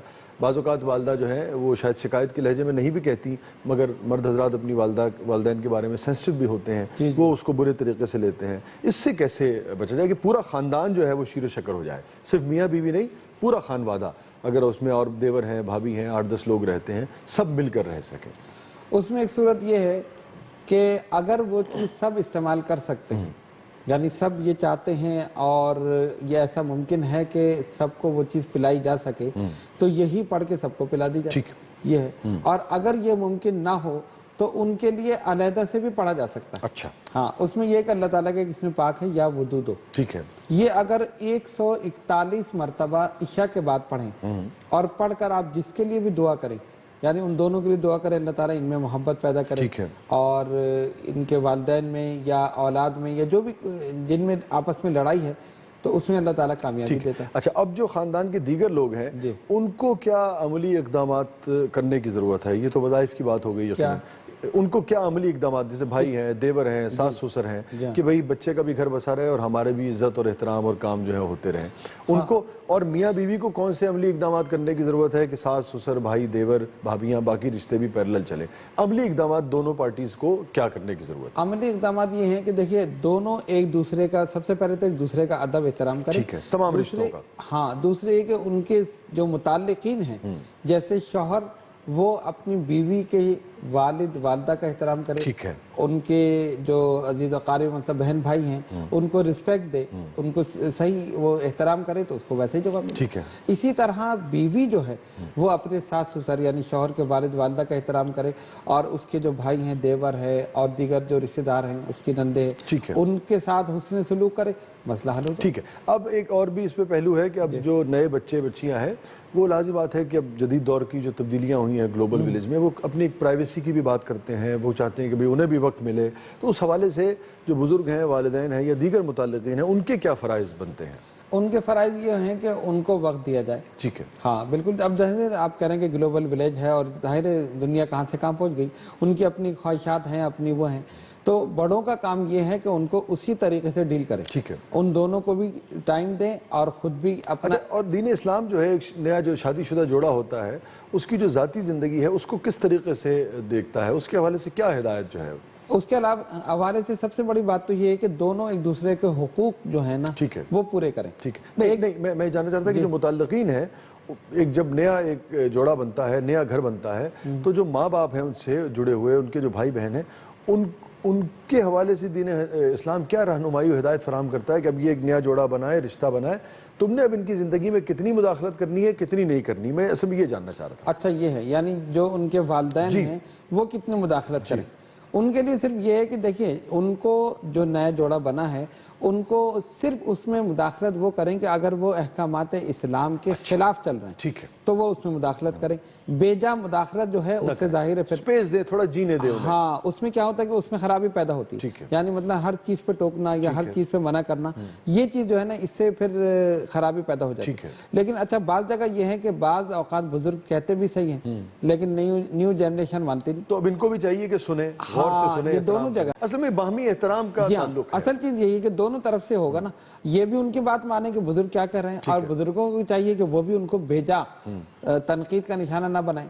جب دونوں طرف سے ہوگا تو زندگی جنت بنے۔ ٹھیک ہے، ٹھیک ہے حضرت، بہت بہت شکریہ، بڑی عمدہ گفتگو ہمیشہ کی طرح آپ نے فرمائی، اس کے عملی پہلو جو ہیں اس پر بھی بات کی، اور پھر اس کے بعد جو دعاؤں اور وظائف کا معاملہ ہے وہ بھی آپ نے ہمیشہ کی طرح شیئر کیا۔ کل ہم اس پہ بات کریں گے کہ اب یہ جو لوگوں کو گمان ہوتا ہے کسی بھی حوالے سے، چاہے وہ کاروبار ہے، چاہے شادی کا معاملہ ہے، چاہے گھر کی خوشیوں کا معاملہ ہے، کہ جی فلاں شخص نے جادو کرا دیا، ٹونا کرا دیا، اور اس کے بعد پڑھ کے کچھ پھکوا دیا، وہ دال نکل آئی کہیں سے تعویذ نکل آیا کہیں سے، سری گھر کی چھت پہ برآمد ہو گئی، یہ کس حد تک درست ہے، کتنے اس کے اثرات ہوتے ہیں، اور پہلے ہم اس پہ بات کریں گے، اور اگر ہوتے ہیں تو پھر اس سے چھٹکارا جو ہے اس کا طریقہ کار کس طریقے سے ہو سکتا ہے، اور کوئی شخص اگر اس قسم کا عمل کرتا ہے تو پھر اس کا انجام جو ہے وہ دین اسلام کی رہنمائی میں کیا ہو، اس پر کل پھر انشاءاللہ تعالی ہم آپ کے ساتھ بات کریں گے۔ ناظرین گرامی، اجازت دیجیے، یہ تھا آج کا شو، اللہ حافظ۔